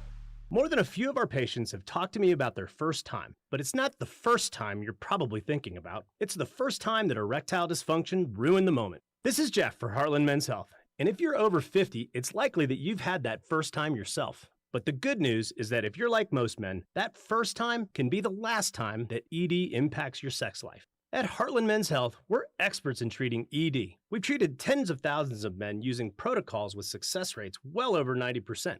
And those treatments have, in most cases, made sex great again for both them and their partners. You could even find that you're performing like you haven't in years. So if ED has been affecting your intimacy, it's time to make the last time that happens the last time that happens. For just $99, you'll receive blood work, a medical consult, and if medically advised, a test dose. And if that test dose doesn't work in the office, your visit is free. Call 844-447-6600. That's 844-447-6600. Or go to heartlandmenshealth.com. Need to sell your house in Kansas City but not sure what the best option is? Selling a home, especially when dealing with foreclosure, divorce, job relocation, or an inherited property, can feel overwhelming. That's why I don't just make offers. I help homeowners understand all their options so they can make the right choice with no pressure and no obligation. I'm Rex, a local homebuyer and resident right here in Kansas City. Whether you're looking for a fast cash sale or just want to explore your choices, I'll walk you through the pros and cons of selling to me or listing with an agent. If selling directly is your best move, I'll offer you a fair cash price and a closing timeline that fits your needs in as little as 7 days or on your schedule. No repairs, no commissions, no hidden fees. Just a transparent, hassle-free process so you know exactly what to expect. Let's talk. Call 816-330-6000 or visit rexbuyskc.com for a free, no-pressure consultation. Rex Buys KC, helping homeowners make informed decisions with confidence. I'm worth more. I'm worth more. I'm worth a lot more. And I completely agree. That's why I'll pay more for your car at GiveMeTheVin.com. That's the name of our new campaign. I'm worth more. You are worth more, and your car's worth more, and that's why I will pay more. And remember, if I don't beat the price on a CarMax or a Carvana deal, I'll pay you $100 at GiveMeTheVin.com. Sell us your car. GiveMeTheVin.com. So easy you can do it in your underwear. Extra, extra, read all about it. This is James Hawkins, president of Golden Oak Lending. The Federal Reserve just dropped interest rates again. And that means you can save even more money on your mortgage. If you've been waiting for the right time to refinance, this is it. Our customers are saving hundreds, even thousands every month. What could you do with an extra $1,000 every month? You can also pull cash out of your home's equity to pay off credit cards, do home improvements, or just get ahead. If you refinance now, you can make no payments until next year. And if your loan doesn't close, we'll even pay for your appraisal. But don't wait. Rates can rise again anytime.